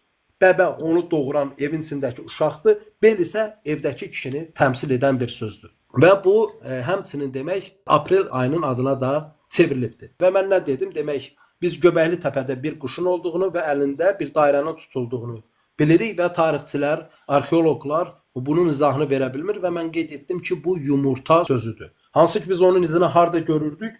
Novruz bayramında rənglənmiş yumurtada və harda görürük? Paska bayramında olan yumurtada. Və həmin quş ilə yumurtanın eyni anda görünməyi bilirsən nədir? Biz türk dilində nə deyirik? Uşaqlara soruşanda, əvvəl artıq dilimizdə işlənmir. Əvvəl uşaqlar soruşanda mən dünyaya nə cür gəlmişəm, nə deyirdik? Deyirdik səni Hacı Leylək gətirir. Yəni dolayısıyla Hacı Leylək də dırnaq içində deyil, səni bir quş gətirib. Aydındır əziz qardaşlarım. İndi fikir verin. Göbəli təpədə quş əlində yumurta can var. O sözün min illəri keçərək türk dilində, Azərbaycan türkçəsində uşağa səni bir quş gətirdi deyildiyini görürük. Daha maraqlısını deyim mi? Və qayıdıb ölənlərə nə deyirik? Əski türk dilində uçmağa vardı. Yəni dolayısıyla sən bir quş ilə gəlmisənsə, onu artıq rəsmləşdirdiyindən daha sonra həmin o rəsmləşdirmə məntiqinin tərsi kimi də ölməyə getməni də uçma ilə izah etməyə çalışıbdı əski türk əczatıları. Acı olan nədir? Acı olansa budur ki, bizim tarixçilər, dilçilər onlara olan diktə ilə qeyd edir ki, uçmaq sözü ola bilsin ki, türk dilinə soq dilindən gəlib. Yəni soqdular da farsların bir qoludur. Yəni ölümü ifadə edən uçmaq sözü. Lakin hadisələri, bütün puzzle'ları bir yerə yığdıqda görürük ki, demək əslində uçmaq elə bildiyimiz uçmaqdır, fərqli bir söz deyil. İndi bütün bunların üstünə biz yumurta sözündən danışacağıq. Düşünə bilərsiniz ki, yumurta sözündən niyə danışırıq və ya nə qədər əhəmiyyətlidir. Yumurta sözü demək aşağı mənasına gələn onmo kökündən formalaşır. Hansı ki, həmin onmo kökündən ama, mının nurlaşması ilə ana, iki dəfə təkrarından mama, mının nurlaşması ilə nənə sözü formalaşır. Demək bu arada bizim dialektlərdə atanın bacısına deyilən mama sözü ki var, o bizim dilimizə Rus dilindən gəlmir. Eyni ilə Cənubi Azərbaycanda anıya hələ də bir çox dialektdə elə mama deyilir. Demək ki, bu da kənardan gəlməyib. Mama daha sonra onun mının nurlaşması ilə o nəniyə çevrilib. Və eyni ilə Şumer dilində anıya ama deyilir, bizdə ana deyilir və bəziləri düşünür ki, demək ola bilsin ki, türklər ilə Şumerlər yan-yana yaşadığından burada ama ana sözü alınıb. İndi hansına verir. Lakin mən videonun əvvəlində nə dedim, danışığın əvvəlində nə dedim? İlk dildə m səsi olub, daha sonra onun səsinə çevrilir. Demək ki, ilk türk əcdadları ama deyir, daha sonra n səsi ayrılandan sonra bəzi dialektlərdə bu anıya çevrilir. Və uzağa getməyə ehtiyac yoxdur. Azərbaycanda İlisu dialektində əmə deyilir. Amma onlar düşünür ki, bu əmə sözü əm sözündəndir. Təbii ki, həmin əm sözü də onmo kökündəndir. Amma bu əm yox, elə ana sözü ilə eyni kökdür. Həmin onmo kökündən olan on, ürəmək sözünün kökü olan ür və dişi toxum sözünün kökü olan tonun birləşməsindən umurtda sözü formalaşır. Biz bir çox dialektdə umurta deyildiyini bilirik. Amma düşünürük ki, orada y səsi düşüb. Əksinə, orada y səsi düşməyib, orada daha sonra y səsi gəlib. Yəni dolayısıyla demək yumurta sözü orta kimi formalaşır və həmin sözə daha sonra y səsi gəlir. Və düşünə bilərsiniz ki, bunu bilmək nə qədər əhəmiyyətlidir. Mən ilk dilin təhlilini vermişəm və göstərirəm ki, iki səsli sözlərdə birinci kök Sait Samitdir, ikinci kök Sait Samitin sağına keçən köklərdir. Və Sait Samitin sağına keçən kökündə iki formada söz formalaşdırılır. Bir onun xarakterini açan sözlər, iki onun zid mənasına gələn sözlər. Və mənim dediyim qayda doğrudursa, umurta, yaşam, həyat mənasına gəlirsə və bizim əcdadlar onu bir quşun yumurtasının adına veribsə, onda onun saati sağa keçən mort kökündən onun ziddi olan söz formalaşmalıdır. Mort sözü Hind-Avropa dillərində ölüm mənasına gəlir. Rus dilində umer sözü var ki, onun qarşındakı u səsi ön sufiksdir, onun kökü merdir və ya smert sözü, yəni onun kökündəki s sufiksdir, mertdir və ya Hind-Avropa dillərində qatil mənasına gələn morder sözü, ölümcül mənasına gələn mortal sözü, hansı ki oyun var idi, oynuyorduk, Mortal Kombat. Həmin o ölümcül mənasına gələn oradakı mortal sözü, yumurta sözünün saati sağa keçən mort kökündəndir. Fikir verin, yumurta yaşamı bildirir, onun saati sağa keçən kökü, mort sözü isə ölümü bildirir. Amma qəribə paradoks var. Qeyd edirlər ki, bu yalnız Hind-Avropa dillərindədir. Bizim dilimizdə mərət sözü var. Deyirlər, yox, siz bunu farsdan almışsınız. Dilimizdə murdar sözü var. Deyirlər, yox, siz bunu farsdan almışsınız. Amma dilin necə yaranma mexanizmini deyirəm, ölümün ziddi olan yaşama ifadə edən umurtda sözü Hind-Avropa dillərində yoxdur. Aydındır? Və bu bizə tarixin, yaradanın ədalətidir. Bizim hər şeyimizi məhv ediblər, amma sözlərimiz elə formada var olub ki, elə nişanələr qalıb ki, yəni biz onunla digər itmiş bütün sözlərimizi geri qaytara bilirik. İndi fikir verin, Hind-Avropa dilində olan mortal sözünün niyə yarandığını da bilmir. Amma mən bunu umurta, onun ziddi olan mort sözünün kökünü izahını verəndən sonra məlum olur ki, demək, o mərət və murdar sözü fars dilinə aid deyil. Ən yaxşı halda ortaqdır. Ən yaxşı halda. Və indi həmin o umurtda sözünü biləndə başqa bilirsiniz nə məqamı çıxır? Umurtda sözündə onun daha sonra düşməsi ilə mart sözü qarşımıza çıxır. Mart hansıdır? Bax, indi günümüzdə Novruz bayramını təmsil edən bayramın adı Mart. Və tarixçilər iddia edir ki, buradakı Mart ola bilsin ki, ölüm tanrısı olan Mars ilə əlaqədardır. Lakin Mart nədir? Mart təbiətin oyanışıdır. Demək ki, o Mart nəymiş? Umudda sözü ilə eyni kök imiş. Daha digər sözlərə keçmək istəmirəm. Ümumi bunu deyim ki, ərəb dilində olan Rəhman, Rəhim sözünün kökü olan, Akkad dilində olan Remus sözü yenə bu umurtda kökündəndir. Remu ana bətni deməkdir. Rəhim, Rəhman sözü də bu kökdəndir. Yəni dolayısıyla Allahın sifəti olan Rəhim, Rəhman ana bətni söz kökündən formalaşıb. Yəni hərfi mənada ana kimi qayğıkeş olmaq deməkdir. Yəni Allah rəhmlidir deyəndə ana kim sənə rəhm eləyir, ana kim sənə yazığı gəlir, ana kim sənə qayğı göstərir deməkdir. Və ərəb dilində ömür sözü, onun qarşısına tək gələn təmir sözü, eyni ilə umurtda söz kökü ilə bağlıdır. Rus dilində dünya mənasına gələn mir sözü, Hind-Avropa dillərində evlənmək mənasına gələn mər sözü, Məryəm sözünün kökü, sevgi mənasına gələn amor sözü bu kökdəndir. Və ərəb dilində olan mat, meyit sözü də yenə bu kökdəndir. Şahmat deyəndə əslində şah öldü deməkdir. Yenə bax burada yumurta söz kökü ilə bağlıdır bütün bunlar. Novruzun digər iki atributu var, keçəl və kosa. Düzdür? Düşmən olduğumuz keçəl və kosa. Keçəl və kosa görən nəyi tərənnüm edir? Qeyd edim ki, bu arada keçəl və kosa demək İranda yalnız Cənubi Azərbaycan türklərinin keçirtdiyi bir kültür olub. Necə ki, indi bizdə bayramı tərənnüm edən rituallarda, oyunlarda keçəl və kosa var. Eynən Cənubi Azərbaycanda var. Bu farslara aid olan bir kültür deyil. Və düşünə bilərsiniz ki, burada iki dənə komik, uşaq başı qatan şəxs oyun oynayır. Bu nə qədər əhəmiyyətlidir. Məsələ bundadır ki, buradakı keçəl keçini tərənnüm edir. O keçi də qışı tərənnüm edir. Kosa isə öküzü və quzunu tərənnüm edir və o da yazı tərənnüm edir. Bürcləri gözümüzün qabağına gətirsəz, demək keçi hansı aydadır? Noyabr ayında, yəni qışda. Bax, həmin o bürcün yaranma mexanizmi də budur. O dövrdə artıq qışın çıxa-çıxında keçilər görünür, qurban kəsilir və daha sonra da göydə, ulduzlarda o keçini bənzədilən ulduzları tapılır və buna keçi oğlaq bürcü deyirik də biz indi. Mən sadəcə olaraq aydın olsun deyən keçid edim. Və martda balıq bürcündən sonra qoç bürcü, daha sonra isə buğa bürcü gəlir. Və o öküz quzu sözü də hər ikisi eyni kökdəndir. Yəni dolayısıyla demək, bunlar həmin dövrdə bürcləri tərənnüm edən simvollaşdırılmış personajlardır. Hansı ki, nə dedik? Skandinavlarda keçi maskası geyinən adamlar var idi. Xatırlayırsınız? Dedim. Və eynən proslavlarda keçi maskası postu geyinənlər var. Və fikir verin. Protoslavlar Skandinaviyada yaşayır, oradan biraz aşağıda yaşayır və Azərbaycanda. Cənubi Azərbaycanda türklər hələ də Novruz bayramında keçi oyuncaqlarını nümayiş etdirir, rəqs etdirir. Bu kültürün neçə min ildən var olduğunu bəllidir. Yəni dolayısıyla burada olan personajlar, burada olan ritualların heç biri dini rituallar deyil. Azərbaycanda keçi və kosa hansı dini ritualı tərənnüm edir ki? Amma bu sadəcə olaraq fikir verin, biz bu faktları biləndə, demək Azərbaycanda, Azərbaycan türklərində bürc kültürünün də olduğunu, bunu hansısa personajlara çevirdiyini də görürük. Və indi bunun üzərində də ayrıca araşdırılmalıdır ki, həmin bu bürclər insanlığın ortaq kültürüdür, yoxsa türklər kimdən salıb, yoxsa elə türklər bunu yaradıbmış. Fikir verirsiniz, yalnız bizim komik görüb, güldüyümüz, dırnaq arası baxdığımız iki personajdan nələri müəyyənləşdiririk. Və Novruzun əsas simvolları nədir? Növbəti sona qalan paxlava, qoğal, şəkərbura. Artıq bu haqda danışdım. Bu göbəkli tərəfdə demək, hilal, dairə, ortasında nöqtə olan üçləmə simvolu var. Bu Novruz xonçasında hələ də var.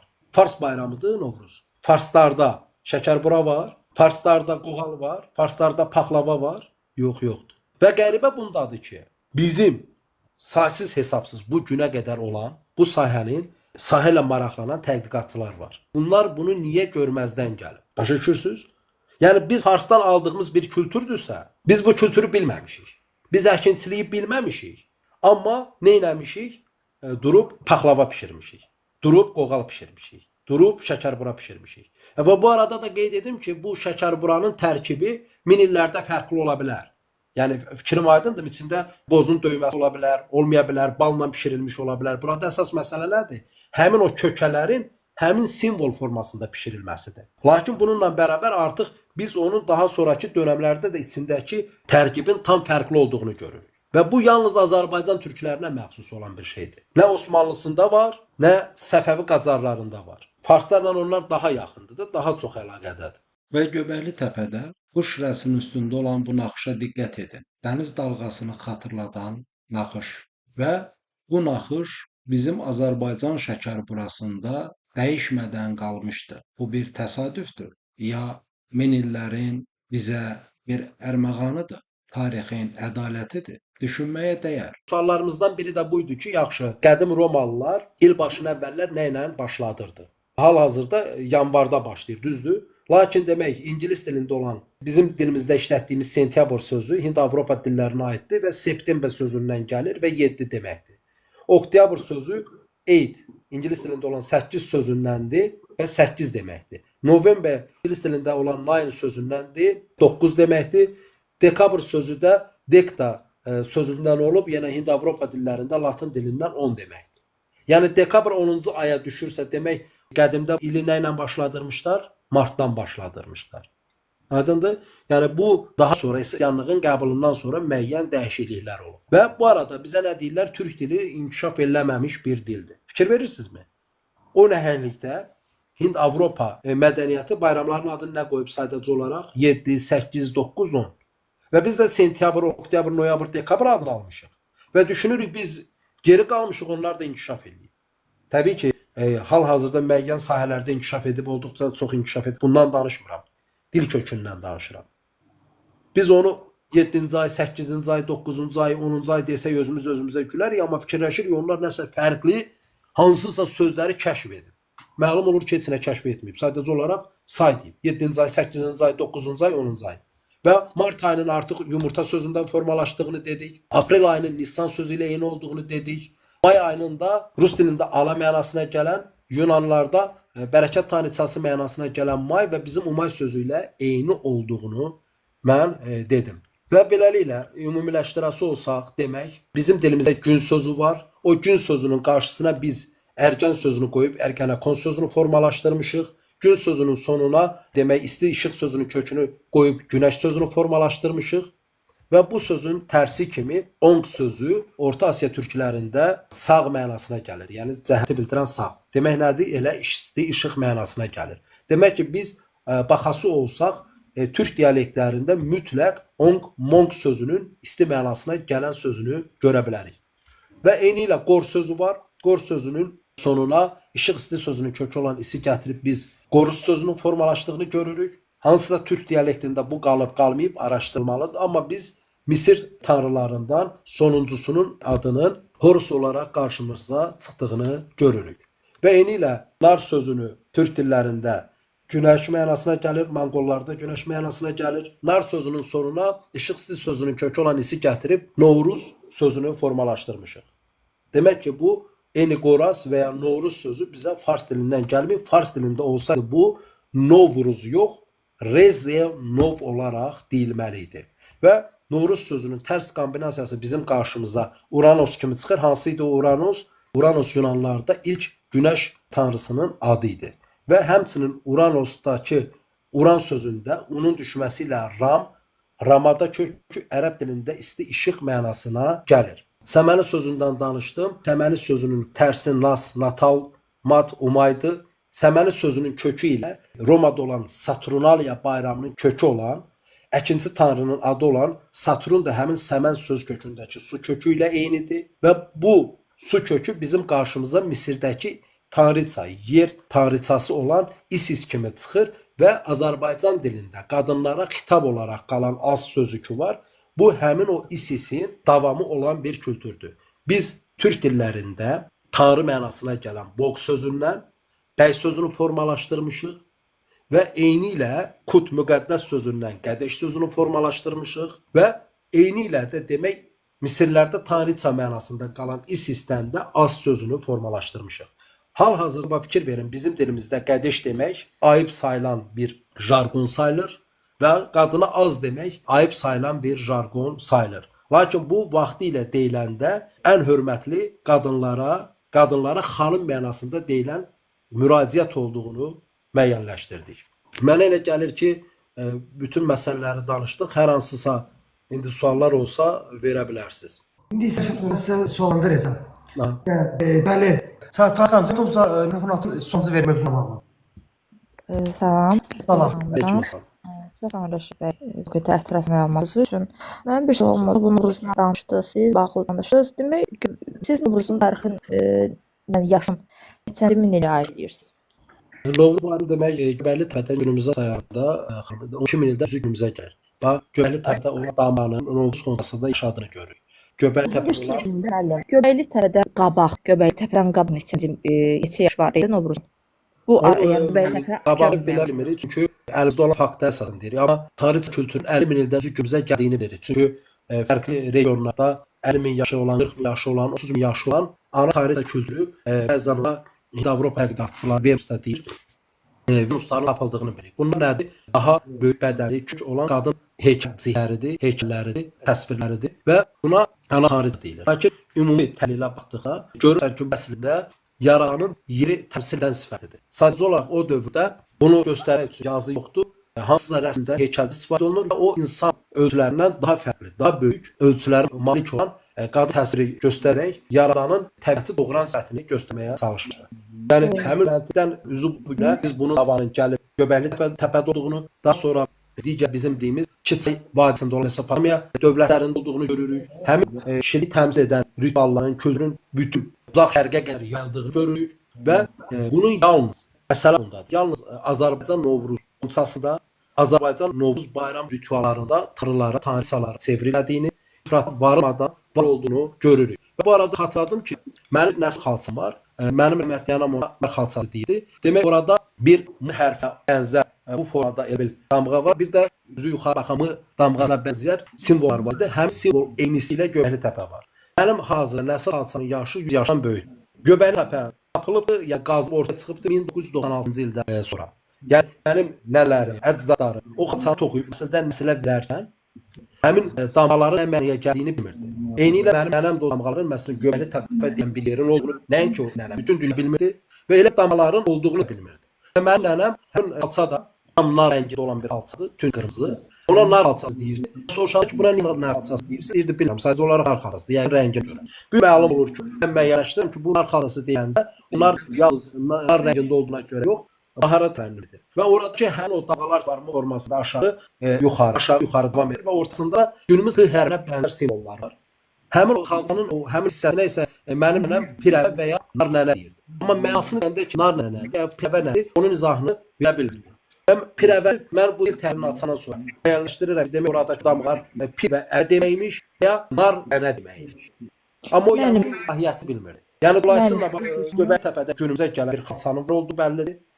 Göbəkli Təpədən Novruz xonsasına davam edən bir kültürün var olduğunu bilirik. Yəni bu ən azı 12 min ildir var. Arxeoloji əsaslarla. Bilirəm, bildim nə demək istəyirsiniz. Amma gəlin biraz fanatizmə varmı ya? Nə barədə deyim? Çünki bax Göbəkli Təpə tapıntısı eramızda 12-ci minli idi. Düzdürmü? Bəli. O dövr tarixinə bağlı olaraq mezolit dövrüdür. Mezolit dövrü insanda hələ də qəbilə quruluşunda yaşayırdı. Orada bir adət, ənənə, bayram falan bir şeylər yoxdur.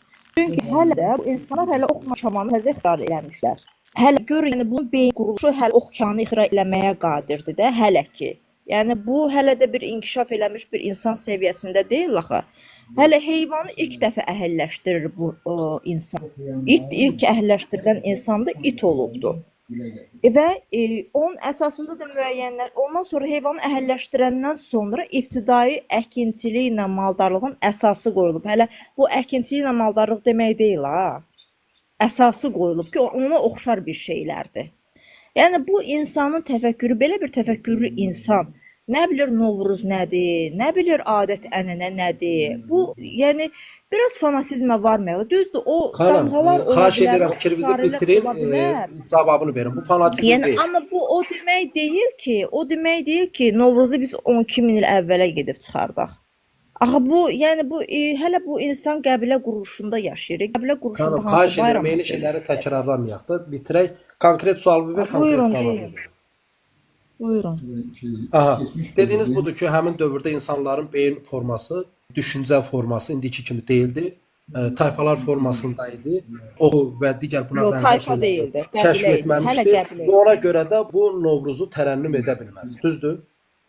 Bəli. Ay sağ ol. İndi Göbəkli Təpə haqqında bir zəhmət təzədən oxuyun. Görün oradakı daşlar, onların çəkisi, böyüklüyü nə qədərdir? Orada olan o simvollar nədir? Və bu simvolları da həmin insanlar düzəldir.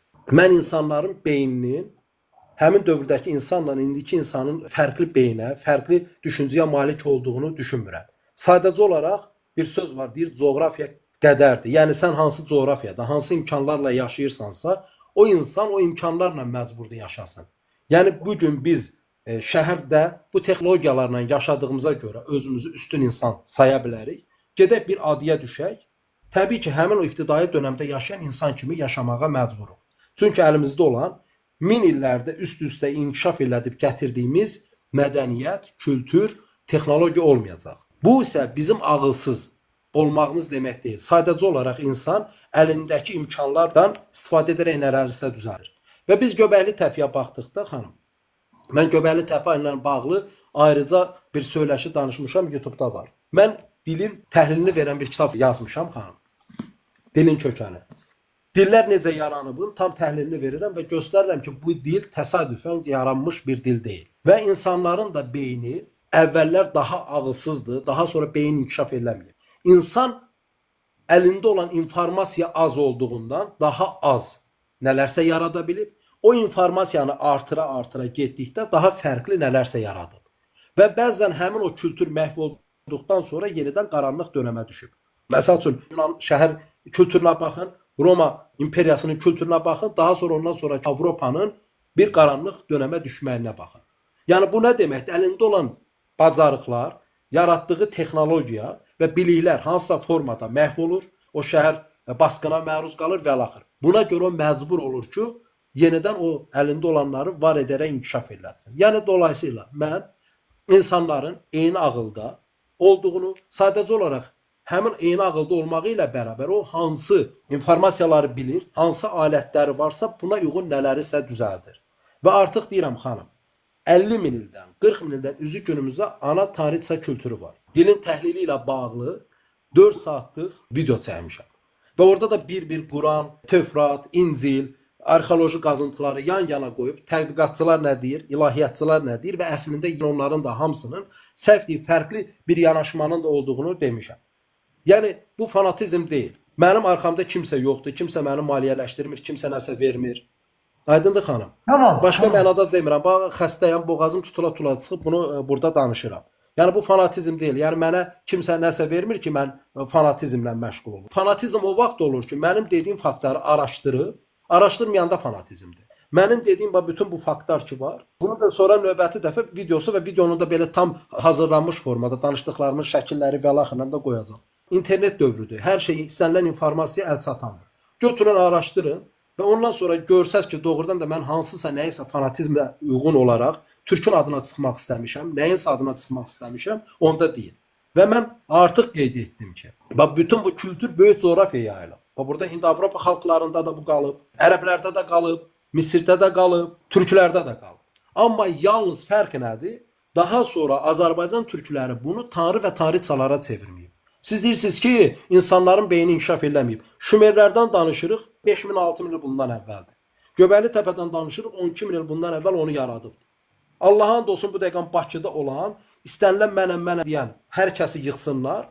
Amma yəni bugünkü texnologiyanı verməyib, desinlər ki, o Göbəkli Təpədəki daşları düzəldir. Görək düzəldə bilərik. Yəni onlar o əlində olan imkanlarla bunu yaradır. Şumerlərin vaxtında artıq erkən tunc dövrü idi. Bəli, o vaxtdan danışmaq olar. Xanım, Göbəkli Təpə, onu da çəkdim, Göbəkli Təpəni də misal Amma mən bayram cəhətdən deyirəm, adət-ənənə cəhətdən. Yəni erkən tunc dövrü, bəli, Şumerlərin yaşadığı dövrdür. Siz dediniz. Xanım, o adları biz vermişik. Daş dövrü, tunc dövrü. Bunlar da hamısı şərtidir. Yəni o adları deyib deməməyin bir əhəmiyyəti yoxdur. 12000 il bundan əvvəl Göbəkli Təpə deyilən bir kültür var.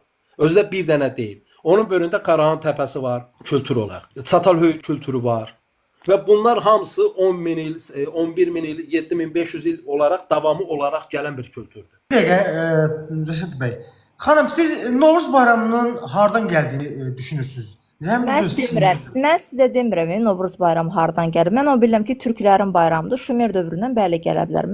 Mənim nəzərimdə bu. Xanım, Şumer də hansısa kültürün davamıdır da.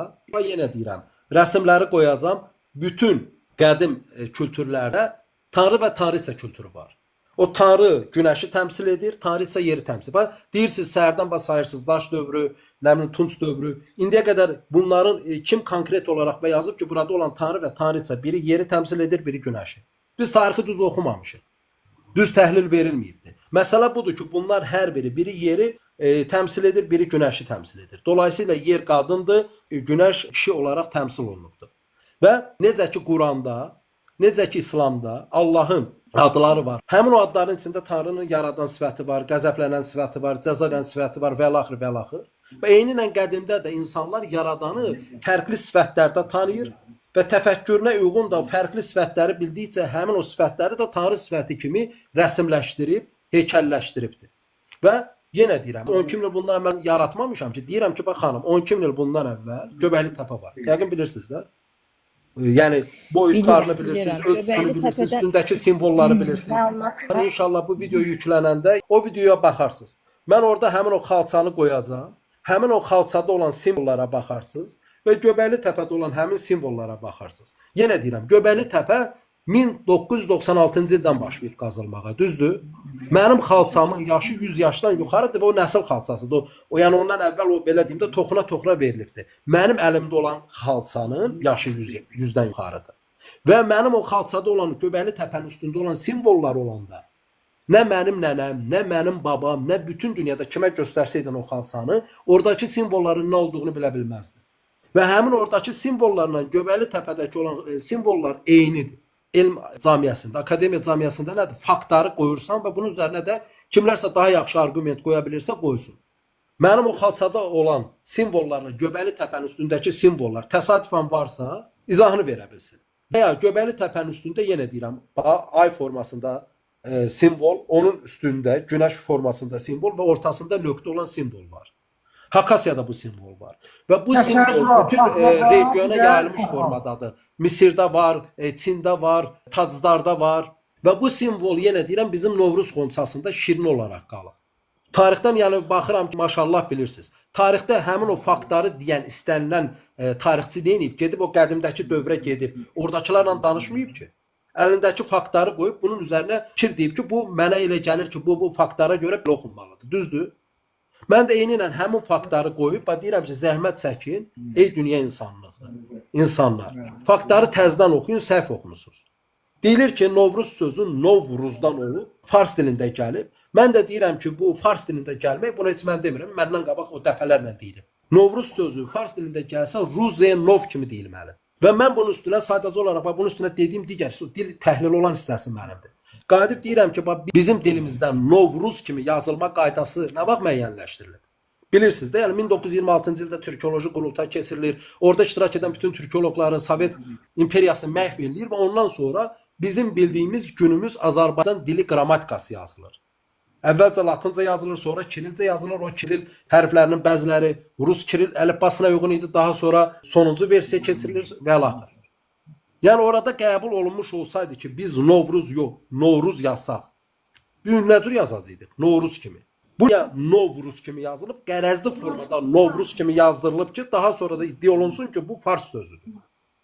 Və mən bununla bağlı 21 hissəli tarixi sənədli roman yazmışam. O da yazmaqdan getmirim. Mən o 21 hissəsi üçün gecə-gündüz oxumuşam, faktları toplamışam və bunun üstünə bu hadisələri gətirmişəm. Və mən fanatiklik zad eləmirəm, mən hadisələri qoyuram. Fanatiklik eləmiş olsam, məsəl üçün deməzdim bunun bir hissəsi Misirdə var, bir hissəsi Skandinaviyada var, bir hissəsi protoslavlarda var. Protoslavlar kimdir? Farslarla eyni əcdaddır. Düz, Saturnaliya bayramından danışıram. Deyirəm ki, səmən sözünün kökündəki səmən toxum mənasında Hind-Avropa dillərində var, Rus dilində semya sözü var. Türk dilində cəmi bir sümük sözü var. Yəni, onlarda o söz daha çoxdur. Amma bu faktları qoyuram, görürsən onları da deyirəm.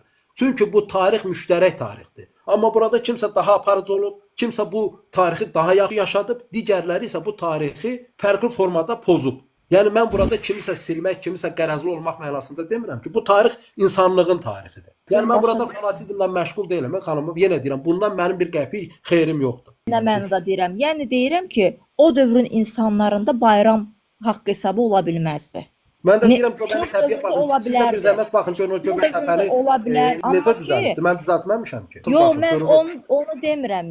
Mənə yəni bizə təqdim olunan tarixə əsasən mən deyirəm ki, bəli, əgər Göbəkli təpədə o simvollar varsa, ola Var, bilər. o Müəllim, kimi. ola bilər, simvol var. Mən bir söz demirəm, simvol var, olsun. Aha. O da bilinmir axı o nə mənada olubdu o simvol. Türkçiliyin simvol Türkçilik də o vaxt olmayıb. Bax, çünki yenə deyirəm, hələ o vaxtda Dilin kökənini yazmışam.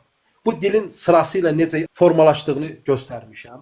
Türkün Bəli, bəli. Türk adına qədər gəlməsi üçün 3 mərhələ keçdiyini, ilk Türk boylarının As-Suur boyları olduğunu, ondan fərqli adlar formalaşdırdığını, Urun özünün Ur, daha sonra Tur, daha sonra Türk formasında 1000 il keçərək söz formalaşdırdığını, daha sonra ümumi belə deyək də günümüz adı ilə desək soyada çevrildiyini görürük.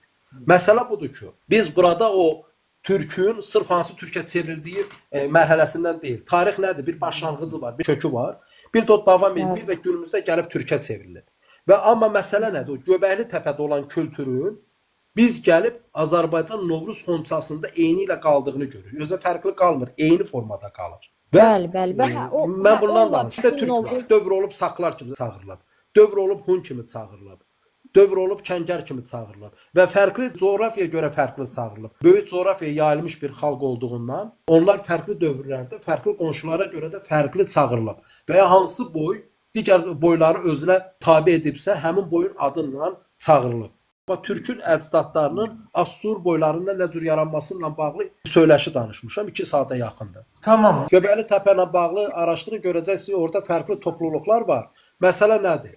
Tayfa və ya şəhər kültürünün yaranması üçün şərtləri var. İnsanlar əvvəl 60-100 nəfərlik formada yaşayır, daha sonra ətrafa yayılır, daha sonra çoxalır, kültür əlaqələri olur və bunun üzərinə getdikcə çoxalır və daha sonra kəndlərə, qəsəbələrə, şəhərlərə çevrilir. Lakin bu insanların ağılsız olmağı demək deyil. Sadəcə olaraq həmişə mənim bir sözüm var, xanım. Milyonla pulun olsun. Get adıya 100 dənə ev tik.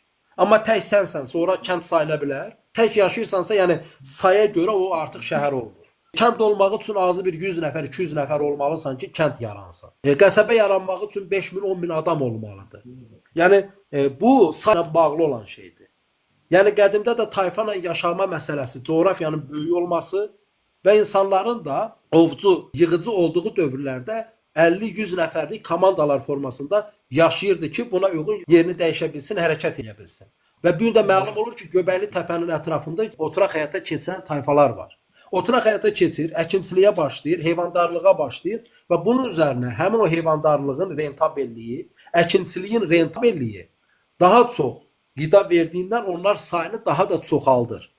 Yəni bu ağılsızlıqla bağlı deyil, bu şəraitlə bağlıdır. Yəni insanlar eyni təfəkkürdə olub. Sadəcə olaraq belə deyim. Demək istəyirsiniz ki, o dövrün insanları bayram anadan doğulmuş uşağı, əgər oxutmasan, danışdırmasan, onları heyvanlarla böyüt, 6-7 yaşından sonra o danışa bilmir. Çünki beyin inkişaf eləmir.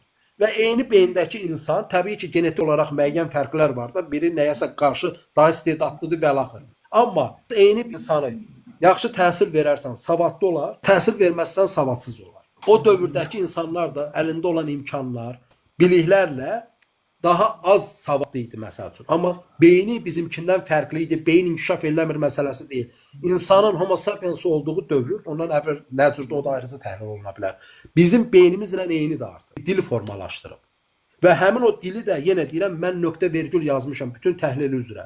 Və bunun üzərinə Hind-Avropa dilləri, Hami-Sami dilləri və Proto-Türk dillərinin təhlilini verib və göstərirəm ki, Türk dili Ural-Altay dilinin alt qrupunda yaranan bir dil, müstəqil bir dil ailəsidir və son olaraq bütün dillərdə Proto-Hind-Avropa dilləri, Hami-Sami dillərini və Proto-Türk dillərini danışan əcdadlar bir-birindən ayrılıb. Və bunu da tam təhlilini vermişəm.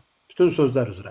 Və o dilin də yaranmasından məlum olur ki, bu insanlar təfəkkürsüz insanlar deyil. Onlar təbiəti izləyib, hadisələri də buna uyğun mükəmməl formada sözlər yaradıb. Mükəmməl formada. Yəni mən bir son verirəm ki, bax Qobustan abidəsi bizdə ən qədim abidə sayılır da, düzdürmü? Onun üzərindəki o simvollar vardı. O simvollardan hər hansı biri indi bizdə hansısa xalçanın üstündə çıxsa, o deməkdir ki, ya hansısa Novruz adətimizdə çıxsa, o deməkdir ki, o dövrdə Novruz bayramı var idi. Qobustanda olan o rəqs eləyən adam rəsmləri var. Yallı rəqs idi. İndi deyəcək ki, Novruzla bağlıdır. Xahiş edirəm də deyim də nə olub sizə? Niyə görürsüz fanatik kimdir? Həmin o orada rəqs edən adamlar ki var, o damğalar ər damğasıdır. Həmin ər damğası sonra bizim qarşımıza türk kroniklərində bax bu formada formasında çıxır. Daha sonra o r-nın bir tərəfi kəsiyi bizə latın dilində olan kiçik r kimi çıxır. Ortadakı əlaqəni yenə deyirəm, mən həmin adamları 12 ildən üzü bu yana ata, baba, nəsil yığıb bir-bir soruşmamışam ki, belədir. Faktları yan-yana qoyuram və görürəm ki, bu damğa bu cürdür. İndi bunun üstünə yenə deyirəm, bana tarixdən danışırsınız. Tarixdə həmin o dediyimiz faktları qoyan tarixçilər sizə sual verirəm. Nə cür izah eləyir? Onlar gedib keçmişə, orada dövrdəki yaşayan adamlarla danışır, yoxsa onlar da eyni ilə həmin faktları qoyaraq təhlil aparıb nəticə deyir. Niyə İvan deyəndə olur? John deyəndə olur, Rəşad deyəndə olmur. Mən sadəcə bunu yenə deyirəm, bunu fanatiklik olaraq demirəm. Mən də bu faktları qoyandan sonra o r-nı ora dediyimə görə mənə kimsə mükafat vermir. Kimsə məni alqışlamır. Pis mənada demirəm. Öz içimizdən olan, bax səni kimi bacı, qardaşlarımız da arada deyir ki, mən inanmıram. Mən deyirəm, inanmırsan, yaxşı eləyirsən. 25 il ömrü vermişəm və mən orta məktəb 1-ci sinifdən institut, magistratura 5-dən aşağı qiymətim olmayıb. İstənilən fəndən. Mən sizi faktınızda görürəm, amma biz inanmadığım odur ki, siz nəyə qəbul edirəm? Mən demirəm, siz bəli xalçalar üstündə simvollar ola bilər, bəli o yenə deyirəm də Qobustanın üstündəki yallı işarəsini bizim yallı rəqsimizdə, yəni eynidir. Onu demirəm mən. Mən sözüm onda deyil. Mən dediyimin mahiyyəti odur ki, yəni bizdə tarix tədris olunub bu formada ki, adət-ənənələrimiz, bayramlarımız bu tayfa dövründən yaranıbdır, düzdürmü? Bəli. Şumer dövründə eramızdan 4-cü minillikdən götürək də, 4000 il bundan əvvəldə. Yəni 2000 ildə bu, bəli. Qabaq yazılan tarixdə, yəni o insanların həyat tərzində biz adət-ənənə görmürük. Bayram görmürük, Novruz kimi. Mən o mənada dedim ki, yəni əgər bu insan bu dövrdə yaşayırsa, yəni o barədə mən dedim ki, yəni bizə tədris olunan tarixdə, bəli, mezolitdə, neolitdə, eneolitdə biz bayram görmürük. Tunç dövründə bəli, tayfalar şəklində birləşdi, tayfa ittifaqı yaratdılar. Hə, oradan uje siz dediyiniz o Aratdalar olub, bilər, Kutilər, Şumerlər, bəli. Bütün türk dil tayfalarda, düzdürmü? Onların uje həyatını tədris eləmişsiniz. O barədə heç kəlmə də deyə bilmərəm. Qazaxıstanla Özbəkistan, Qırğızstanın tarix dərsliyindən xəbərim yoxdur. Türkiyə tarix dərsliyinə baxanda Azərbaycan olduqca cəsarətlidir. Azərbaycan tarix dərsliyində Kutilər türkdür deyə bilirsə, Lulubilər türkdür deyə bilirsə, bəli, doğrudan da alqışlanasıdır. Böyrümüzdə böyük qardaşımız Türkiyə deyir ki, biz 1071-də gəlmişik. Məsələ bundadır ki, biz deyirik və Qadib John deməyibsə, İvan deməyibsə, fikir vermirik. Bilsən məsələ nədir? Bizə bir erməni lazımdır ki, ona pul verək, çıxıb desin Qobustan mənimdir, onun üstündə yallı gedən mənimdir. Onda biz əlaqə düşürük ki, yox, bu Qobustanı nə cür tapaq? Kim nədir? Onda yadlarına düşür, Rəşad deyəsən Bakda nəsə deyib, Flankəs Bakda nəsə deyib, Firidun Cəlilov Bakda nəsə deyib. Tamam, mən indi bir söz deyim. Deməli, Rəşad bəy, mən sizə sual razıyam ki, Novruz bayramı hardan qaynaqlanır və siz bunu sübut etdiniz ki, yəni faktlarla bu hətta gəlib dayanır Göbəkli Təpəyə, Daşbabalara, orada olan işarələr. Həmin işarələr var və bu Çalışıb ən qısa formada deyim. Novruz bayramı deyirlər bir fars bayramıdır. Zərdüştlüklə bağlıdır. Artıq qeyd etdiyim kimi Novruzda biz tonqalın üstündən atlanırıq və deyirik ağırlığım, uğurluğum tonqala. Zərdüştlük isə o da yaxınlaşmaq olmaz. Ona yalnız kahinlər yaxınlaşa bilər, onlar da ağzını bağlayaraq yaxınlaşır. İndi görün, Zərdüştlüyün ocağa baxmağı ilə bizim Novruzda olan ocağa baxma təfəkkürümüz eynidir. Təbii ki, yox. Demək ki, bu Zərdüştlüklə bağlı deyil. Farsla bağlıdır. Niyə deyirlər ki, bu Novruz sözündən formalaşıb, Novruz dilində də olan Novis sözünün köküdür. Ruzdakı gün deməkdir. Novruz yeni gün deməkdir. Və mən də xatırladım ki, biz 1926-cı ildə Sovet Türkoloji Qurultayı keçirdi və bütün Türk dünyasında olan türkoloqları ora çağırdı. Və Sovet coğrafiyasında olan bütün türkoloqlar daha sonra öldürüldü, qalanı da repressiya olundu. 1937-ci ilə qədər həmin türkoloji qurultayda olan heç kim sağ qalmadı. Və onun üzərinə bizə bildiyimiz Alban tarixi yazıldı, Atropatena tarixi yazıldı. Eyni ilə Azərbaycan dil qaydaları həmin dövrdə müəyyənləşdirildi. Həmin müəyyənləşdirilmədə də bizə deyildi ki, Novruz yazın. İndi mən də deyirəm, bizim dialektdə o Novruz olaraq, Novruz deyil, Novruzdur. Düz? Novruz deyirsiniz, Novruz deyirsiniz deyəndə. Biz onun Novruz kimi yazası olsaq orada v axtarası deyildik. Biz amma artıq oxuyanda orada Novruz oxuduğumuzdan deyir ya burada bir nov var, bir ruz var. Aydın əzizlərim. Mən də deyirəm ki, o Novruzdur, o da nar və işıq isti kökünün birləşməsindən Novruzdur. Necə ki, gün sözünün sonuna is sözünü əlavə etmişik, işıq isti sözünün kökündə olanı günəş eləmişik. Eyni ilə də nar sözünün sonuna işıq isti sözünün kökündə olan isi əlavə edib Novruz eləmişik. Və bizim dilimizdə eyni qoraz, yenidən qorun isinməsi və Novruz günəşin, narın isinməsi və bizim əski türk dilində nar günəş deməkdir, Monqol dilində günəş deməkdir, ərəb dilində nur, nar eyni kökdür, isti deməkdir. Və deyirlər ki, yox, bu fars dilindən götürülür. Bunun Göbəkli təpədən üzü günümüzə gəldiyini görürük. Göbəkli təpədə olan ay, günəş, ortasında nöqtə olan simvolun Novruz xonçasında davam etdiyini görürük. Həmin şəkərbura, qoğal, paxlavanın farslarda olmadığını, ümumiyyətlə dünyada heç bir millətdə olmadığını görürük. Və mənim nəsil xalçam var, yaşı 100 yaşdan artıqdır. Orada aşağı mı, yuxarı mı formasında olan damğalar var ki, eynisi Göbəkli təpədə var, eynisi. Və həmin xalçanın da üstündə 1000 dənə simvol yoxdur ki, deyəsən 1000 simvol var, birini tutturmusan. Fikrim aydındır. Həmin xalçada ortada 2 dənə böyük xonça var. Eyni ilə necə ki, Göbəkli təpədə 2 dənə T sütunu var və onun dairəsində həmin yuxarı aşağı M simvolu ilə sıralanır. Və mənim nənəm ona artıq qeyd etdiyim kimi pirəvvə nar nənə deyir. Mənasını bilmir və həmin xalçanın da rəngi qırmızıdır. Və yenə deyirəm, Göbəkli təpədə 1996-da qazılmağa başlayıb. Yəni mənim o xalçada olan simvolları, mənim nənəm, əcdadlarım toxuyanda Göbəkli təpədə nə dünyanın xəbəri var idi, nə mənim nənəmin, nənələrimin. Və o xalça göydən düşməyib, davamlı olaraq gəlib.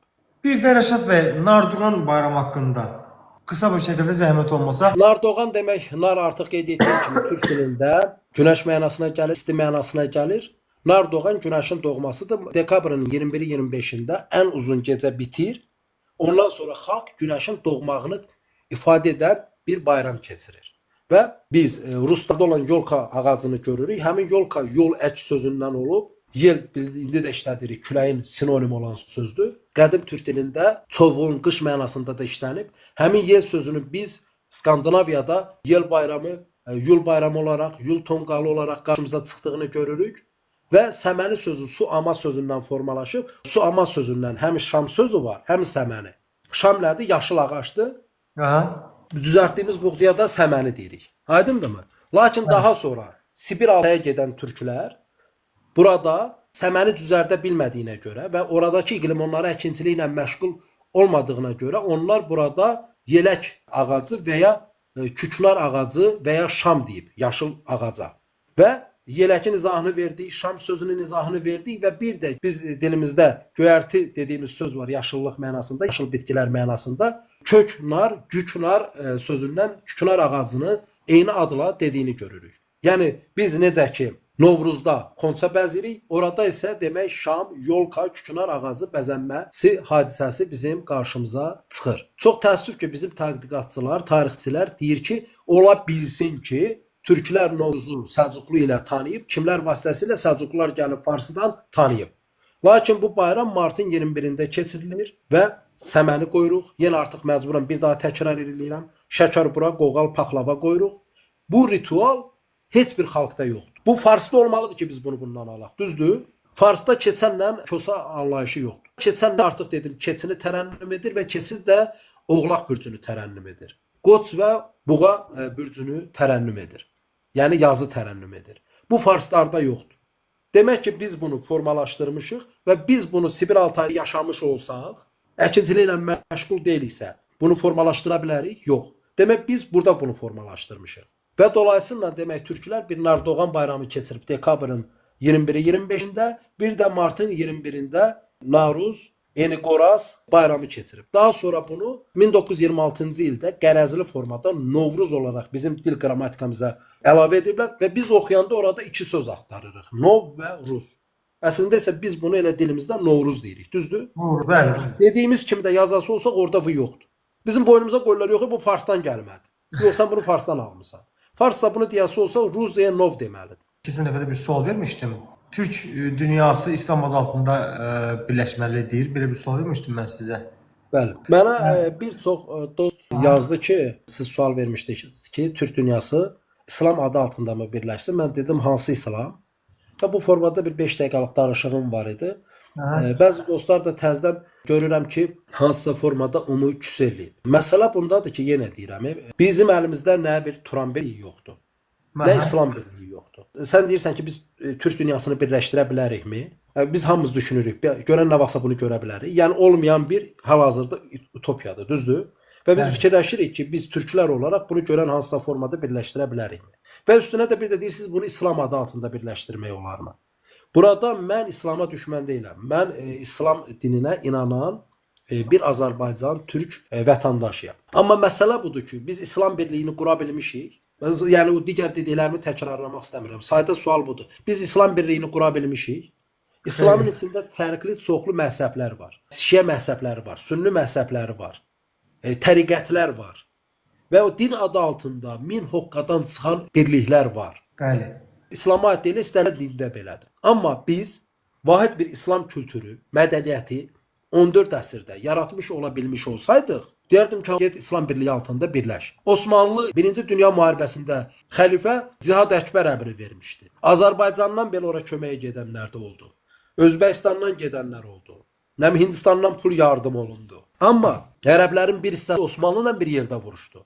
Ərəblərin bir hissəsi Osmanlıya qarşı vuruşdu. Məkkə imamı Şərif Hüseyn ingilislərlə əl birliyi elədi. Fikrim aydındırmı? Yəni məsələ bundadır ki, doğrudan da İslam'a inanırıqsa və türk isə iki problemimiz var. Biz əvvəl-axır bir İslam birliyi qurmalıyıq və əvvəl-axır bir türk birliyi qurmalıyıq. Və yalnız bundan sonra bunun ikisinin bir yerdə sintez edə bilərik, bilməliyik, düşünməliyik. Amma əlimizdə iki böyük tarixi kültür var. Biri dini kültürdür, digəri qanla bağlı olan etnik, milli kültürdür. Düz? Lakin heç biri tam birlik formasını almayıb. Sözü məcburam təzədən bir də deyim, mən Azərbaycanda insanlar tanıyıram ki, zəkatı öz məhzəbinə görə fərqli ölkələrə göndərir. Sünni məhzəbinin başında ərəblər durur, düzdür? Deyəcən gəl birləşək. Şiəliyin də başında farslar durur. Sən eşəcək? Deyirəm, mən istəyirəm kaş birlik ola. Öz payıma istəyirəm kaş türklər böyük birlik ola. Müsəlmanlar böyük birlik ola və bunun da üstünə bütün dünya insanları mehriban yaşayır. Bəli, Emin bəy, bunu istəyirsən. Əzənliklər Əşrəf bəy. Necə olsunuz? Əşrəf bəy, mən sizi çoxdan qalım açmışdı YouTube'da. Azdan çoxdan məndə bir tarix savadım var. İzləmişdik, 10 dənə hardasa kanalınıza verişiniz baxdım YouTube'da. Dil barəsində bilmirəm mükəmməl savadım var. Yüngül var, bilirəm, indi Ağırməhd dil qrupu yox. Dil parlayaq. Sadəcə, mən baxırdım, sizin təsiriniz dilsizsiniz. Xeyr. Mən iqtisadiyyat üzrə magistratura bitirmişəm. Mülkiyyətin sahəsi üzrə müdafiə eləmişəm. Ən axırıncı stadiyada belə deyim, təsdiq eləməmişəm. Bu sahədə qardaşım 25 ildir araşdırma aparıram və onun da üzərinə, yəni dil kökü üzrə konkret bir nəzəriyyə yazmışam. Rəşid bəy, icazə varsa mən biraz sizə qarşı, sizin bu çıxışına qarşı olacağım. Sizə qarşı əks daşıyacağım. İnvestisiya. Mən düşünməyim. Konkret faktlar üzrə qarşı. Mən özümə Türkçə, tarixdə ki, siyasi oxumuşuq, bilik. Sizin bu çıxışlarınıza baxmışam. Mən bildim siz dilçisiniz. Sonra bəzi tarixçi dostlarla marağının da yox, dilçi deyil. Sadəcə yəni həmişə sizi harda rastlaşam, harda bir iki sual verirəm. Adətən bu dilçi çox həqiqətən çox qəliz. Bəlkə də dünya elmində ən qəliz qollardan biri dilçi. Sizin bu kök kəsləri hamını gətirib bu Türkçə cayırsınız. Mən də Türkçə millət deyil. Türkçə alamır qardaş. Türkçə Zamıram axı. Tamam eləsin. Rəşad bəy, Sən qaşqo bir dənə sual versin.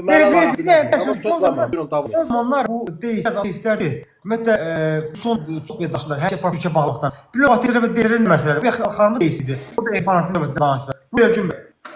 Hə, buyur. Mən deyil deyiləm, Rəşad bəy deyib. Ateizm din deyil, ateizm düşüncə deyil. Məsələn, deyil, sualınızı verin. Ateizm də dindir. Allah yolu da demək dindir. Allah vardı da dindir. Allah'a fərq görməyin. Mövzumuz deyil, sualınızı verin. Bizim bu yurtdakı verişlərimizə baxanda mən başa düşdüm ki, dünyada ən qədim dil Türk dilidir. Bütün dillər Türk dilindən qopmadı. Aha, elə başa düşdüm. Sən başa düşmüşəm, çıxa bilərəm. Hə, başqa sualınız var? Bir sual. Demək elə başa düşdünüz. Mən demişəm ki, bütün dillər Türk dilindən yaranıb. Okey. Növbəti sual. Bəli. Var başqa Yox, sual. buna bir cavab verin. Yox, bu suala cavab verin. Bax, 2 kitab yazmışam. Dil və inancın kökənə doğru. 5 baskı eləyib, əvvəl 140 səhifə olub, daha sonra 240 səhifə qədər elə bil mərhələlərlə artırmışam. Fərqli dillərə, alimlərə vermişəm o kitabı. Deyirəm ki, buyurun, etirazınız var, etiraz eləyin. Rəşad bəy, siz Rəşad bəy, senin şahidliyindən olsa, bir yerdə oturan adları da bir çəkərəm ki, mən o kitabları kimə verirəm? Çünki mən yenə Rəşad bəy, deyirəm. gəlin. Yox, bir dəfə ki, sualınızı tamamlayayım. Göz eğer güzel sual cevabı versen. Lakanit ol, lakanit ol.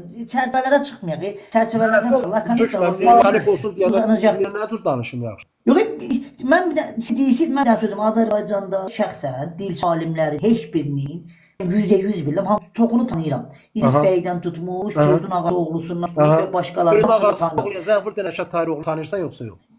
İcazə verin də fikrimi tamam. Yəni bunların heç biri Yox, sual ver, cavab verirəm, təzədən şey edirsiniz. Onda bir zəhmət, tənqid danışın, bitirin, mən danışım. Azərbaycanda Yox, tənqid, nə deyirəm, mən başda bax nə deyirəm. Sualı verdim, davamlı danış, bitir, sonra mən danışım. Okey? Razılaşdıq. Bütün öz belə kitab yazdı. Məsələn, mən bilirəm ki, dilçi deyil. Bu da Şumer mifologiyasından başlamış, Şumer tarixşünaslığından başlamış, Babil, Akkadda hamısını çıxardı. Bir də tarixçi dünya elmini Akkadda. Tariyel bəydən mənə Tariyel Yox, ona görə dediyim maliyyələşdirir. olmayan adam, yox, tarixdən mənə qardaş onu niyə danışır ki? Mən deyirəm, heç kim onun kitabı belə tənqid eləmirlər. 50 dənə Ay səhifə qardaş, tənqid, əzizim. arada tənqid yoxdur axı. Mənə lakan danış deyirsən, Tariyeldən danışırsan. Tariyelə niyə qulaq asaq? Azərbaycanda 100 oğlan var. Bir adlarını danışacağam, mən qulaq asacağam. Tənqidə görə. Mən dedim Azərbaycanda Tənqid mənim sual verdin, qayıtdın ki, mən elə bilirəm ki, sən bütün dilləri türk dilinə çıxardırsan. Okey? Başqa nə fikir sözün var? Tariyeldən mənə nə? Mən sübut edim bunu. Bütün dillərin kökü türk dilidir. Mən sübut edən inanım. Qardaş, sənin xəlvət dəyməsin hansısa problemi var? Hələ birinci deməli türk dilinə yaranıb, qulaq as. Məsələn, danışırsan, sual verdin, cavab verirəm, sonra özünə qızışırsan. Mən sübut edirəm. Hələ birinci mənim nə dediyimi bilməlisən. Sən mənim neçə videoma baxmısan? 10 dənə videoya vaxtım məbəsədir. Mən neçə video paylaşmışam bilirsən sən? Çoxdur, yalan. Mən görürəm. Yaxşı, mən 400 video paylaşmışam. Sən 10 videoya baxmısan. Hələ bir fikir formalaşdırmam beynində. Hələ bir mənə də qıcıqlanırsan. Sübut elə. Belə bir ədalət olur, belə vicdan olur. Yaxşı, elmə qardaşım, sən öz yazdığı sübut edən İndi onda sualı tamamladın. İndi olarmı normal təzədən bax. Eyni qaydada indi mən sizə cavab verim. Olar? Buyur. Ay sağ ol. Əziz qardaşım, mən dilin, inancın kökəninə doğru kitabını yazmışam. Fərqli dilçilərə vermişəm. Daha sonra onu mərhələlərlə artırtdırıb, daha sonra 2003-cü ildə dilçi alimlərin adını da deyərdi. Mən dilçi alimlər %90. məsələn Firidun Cəlilova vermişəm. Nizami Cəfərova vermişəm. Oldu mu? Bəli. 2003-cü ildə Dilçilik İnstitutunda həmin o birinci kitabdan konferans vermişəm. Oldu mu? Hə? Mən gedib bu dəqiqə tip institutunda konferans verə bilərəm? Azərbaycanda ha. Yox, Azərbaycanda fərqi nə? Mən tipdən nəsə bilirəm, mən gedib orada nə verə bilərəm ki? Mən o dilçilik institutunda da konferans verməmişdən əvvəl 2 etapdan keçmişəm. Nadir müəllimin yanında danışmışam. Ora Həlimə idi, Hədimə xanım idi bilmirəm. Baba Məhərrəmli gəlib. Daha sonra onlarla ayrıca danışmışam. Ondan sonra qərara gəliblər ki, bəli, mən konferans verə bilərəm və həmin konferansı danışmışam şərhsiz formada, nöqtəsini kəsmədən YouTube-a paylaşmışam və mənim orada danışdıqlarımın bir kəlməsinə etiraz olmayıb. Özləri üçün bəziləri qışqırıb, bəziləri nəmləyib, amma mənim dediyimin bir kəlməsi etiraz olmuyor. Aydınmı? Və 2003-cü ildə həmin o kitabın çapından sonra bax 616 səhifə əziz qardaşım. A4 formatındadır bu kitab. Görürsən qalınlığını? Bu kitabı çap elətmişəm. Və onun da üstünə təzədən videolar eyni ilə hissə verirəm ki, o baxmayanlar, almayanlar, maraqlanmayanlar heç olmasa o cür baxsın. Və xətirvət dəyməsin, çıxıb qışqırırsan ki, sübut elə. Qardaş 400 video paylaşmışam da sübut nətər olur? Baxmamısan, gəlib gözümü açım belə zorla deyim, bax. Nə qədər var ki? Mən kitab yazmışam, almamısan ki, gör nə deyirəm. Azərbaycanlısan da, türksən də, yazıcıya nə tür dəstək olurlar, gör nə deyirəm. Qardaşım, almamısan ki. Bax, paylaşıram, baxmısan, baxmamısan ki. Elmi ədəbiyyatda, tarix, qardaş olmaz. İndi qulaq as. Mən də keçirik sən deyən istəyə. Təsdiqini tapmır axı.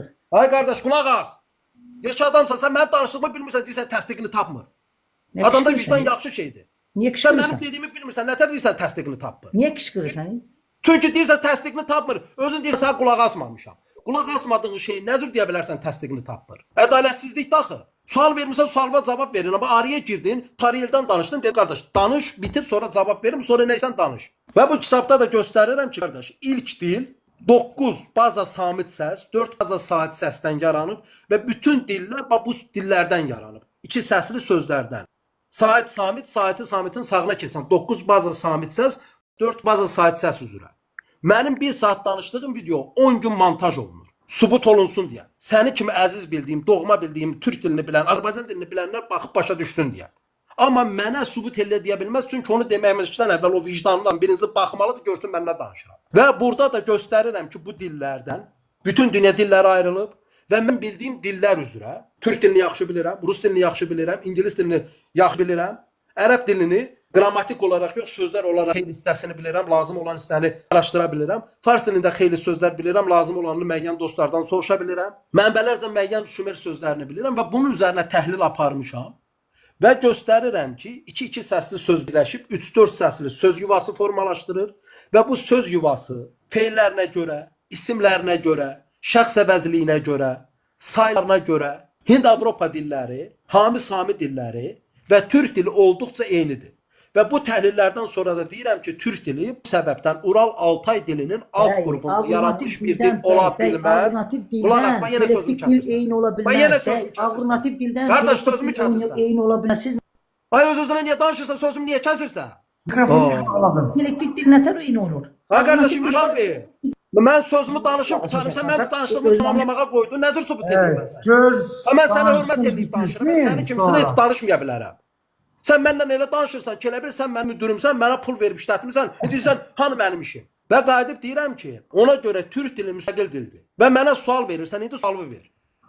Yoğun söz düşdü, getdi özü. İndi. Nə dəxli var türk dili? Mən burada bax yazıb ingilis dilinin də kökünü göstərirəm, rus dilinin də, ərəb dilinin də. Amma həqiqət görmək lazımdır. Həqiqəti bilmək lazımdır. Dinlə bağlı heç bir söz demədim. Mən sizə oxuduğum, mənə tədris olunan tarix kitabları əsasında, yəni Yox mən xanım, siz burada tədris faktları olunan deyildi. faktları dediniz. Orada Mən bir məsələ faktı yoxdur. dedim. Sadəcə Sizdə bir məsələ yoxdur xanım. Tədris olunan tarixə əsasən mən deyirəm 12 min il bundan əvvəl bayram olmayıb adamlarda. Fikirləşirəm. Ola bilər ki, Buyurun. Göbəkli Təpə tam araşdırılandan sonra, təbii ki. orada artıq məsələn tarixi fakt çıxacaq ki, bəli, mezolit dövründə insanların bayramı olub. O ola bilər.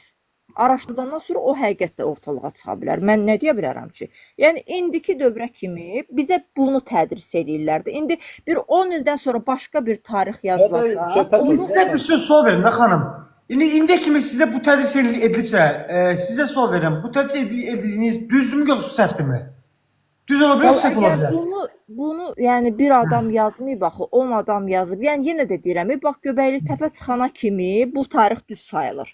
Göbəkli Təpədən sonra o deyirlər tarix dəyişəcək, belə olacaq, elə olacaq. Ondan sonra o dünya alimləri nə deyəcək, onunla da yenidən tarix kitabları dəyişəcək. Dünya alimləri bəlkə elə öz hissələrinə görə, şəxsi hissələrinə görə deyə bilərlər ki, məsələn. Yox, bu o deyil. Çünki Türkiyə ərazisində olan türk tarixçiləri də var axı. Başa düşdüm xanım. Dünya Həmin alimləri Türk tarixçiləri deyir ki, biz 1071-də gəlmişik. Onlar sizin o bizim dərslikdə olan Lulubi, Kuti tayfalarını, Su, Kəngər, Naxçı tayfalarını qəbul eləmir. Türk olduğunu Onlar qəbul eləmir. Azərbaycan üzrə də qəbul eləmirlər. Yəni Yox, Azərbaycana bizim gələn dərslikdə var axı, dərslikdə keçiblər və orada da qeyd edir ki, bunlar Yox, türk onu tayfasıdır. demirəm. Biz yəni Türkiyə tarixi kitablarında yazır ki, Azərbaycan ərazisində də 1071-dən gəlmədi. Onu elə qeyd edirlər. Yəni Bəli. Onların dediyinə görə biz türkləşmiş etnik qruplarıq. O haqqı kim görüb ki, onlara? Sən axı sən Məsələ odur da, problem odur da, ay xanım. Bir mənə alırıq hamısıyla xanım. Azərbaycan öz tarixində əgər ilk türk dövləti kimi Aratanı qəbul edibsə, eramızdan 3-cü minin birinci yarısı. İlk türk dövlətidir Azərbaycan. Dövlətçiliyimizin əsasıdır da. Yəni ondan sonra gəlir Lulubilər, Kutilər, Turukgilər, Sular, sonra Skif tayfalar Şimali Azərbaycanda. Yəni bunlar varsa Heç onlar saqları da türk olaraq qəbul eləmir. Yox, o hamısı türkdür. Dünya alimləri qəbul edir. Xatırlayırsınız, mən dedim, Azərbaycan heç olmasa cəsarətlidir. Bunlara türk deyir. Türk onu qəbul eləmir. Onlar deyir ki, türklər Sibirdən gəlibdir hamısı. Dünya Sibirdən gəlibdir hamısı. Amma Bilsiz o uji ifrata varmaqdır. O uji ifrata varmaqdır. Bəli, var Çünki var, ifrata. yəni bundan qabaq yenə deyirəm, bu Şumer mixi Akkad yazılı abidələri var da. Yəni Azərbaycanın o cənubundakı Arat dövləti ilk dövlət qurulmuşdu da. Eramızdan 3-cü milin 1-ci yarısı. Onun haqqında bütün məlumatlar Şumer mənbələrində gedir. Bəli, dastan var. Hətta dastanlarda adımız qeyd olunur da. Arat da hökmdarı, Enmerkar və Arat da hökmdarı. Enmerkar da olub, Şumerdə hökmdar. Bu ərazi ilə əlaqələrimiz olub ki, hətta o İnanna dedizi, İnanna ilahəsinin adını çəkdir. O Arat dağlar İnanna ilahəsinə sitayiş edirdilər. Bəli. Bu, yəni hamısı mixi yazılı abidələr var və mixi yazılarını da oxuyan alimlər var, dilçi alimlər var. Biz oxuya bilmirik bunları, düzdür. Amma dünyada oxuyan alimlər var da bunları. Yəni bu faktlar da yalandır. Bunlar oxuyur, amma həmin o Arrat dağını türklə əlaqələndirmirlər. Yəni həmin o Avropada, o kənar demək alimlər əslində onu türk olaraq qəbul etmir. Arrat dağını türk olaraq qəbul etmir. Məsələ ondadır. Bəli, bəli. Mövzu türk olduğunu qəbul etmir. Amma lap elə Aratdanı qəbul eləməsələr belə, Lulubilər, bir də Kutilər, bir də Turukkilər, ən vacib bu türk, Turukkilər. Turukkilər də qadirdir, biz bilmirik kimdir. Baxsaz görəcəksiniz, Göytürklərlə başladırlar tarixi. Biraz insaflılar Hunlarla başladır, onlar deyir Hunların da etnik tərkibini dəqiq bilir. Ortada gedir. Neçə əsrin tarixi dövrü ortada yeyilir. Bəli. Yəni yaxşı, bunlarla nə xalqlar olublar, nə tayfalar olublar. Bunların dediyinə görə biz 10 min çadır gəlmişik bura, burada yaşayan bütün hamını türkləşdirmişik. Sonra da deyirsiniz ki, Turan birliyi yaradılsın. Mən xanıma o keçən dəfə Hüseyin bəy sual verəndə dedim ki, bizim üçün birinci milli ortaq şüur formalaşmalıdır. Bu olmasa o dediklərimizin heç biri olan deyil. Məsələ də budur ki, bizdə bu milli ortaq şüur yoxdur. Görürsən, həmin o yoldaş kim idi, bilmirəm, nəçi idi. Sual verir, sualın cavabını eşitmək istəmir. Sonra nəm Tariyeldən danışır, sonra nəm kimdən danışır. Sonra cavab vermək istəyirəm, mən sübut elə deyir. Elə şey eləyir ki, mənə pul verir. İndi ki, nəzəriyyəvi sübut elə, yoxsa pulunu geri alıram. Ərşən, çox sağ olun, qızıl vaxtınızda. Bildiyimə görə də sizin xəstəsiniz, yəni xəstə halınızda gəlib imzalı yazı qatıldınız. Çünki mən sizə bildirdim ki, bu məsələ nə qədər vacibdir. Çünki bu Novruz bayramı ərəfəsi artıq bir neçə verslər hazırlanır. Bu verslər məsələsində biraz bu biz istəyirik ki, bizim də bir süreçimiz olsun. Buna görə çox sağ olun, bir qatqıda olsun da bu yerdə. Bizə gəliniz. Buna görə də çox sağ olun. İnşallah gələk söyləklərimizdə yenə də irələk. Gizlədilmiş tarixini ilə. Sağ olun, gecəniz xeyir. Bayramınız var.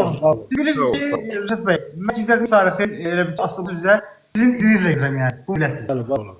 Çox sağ olun.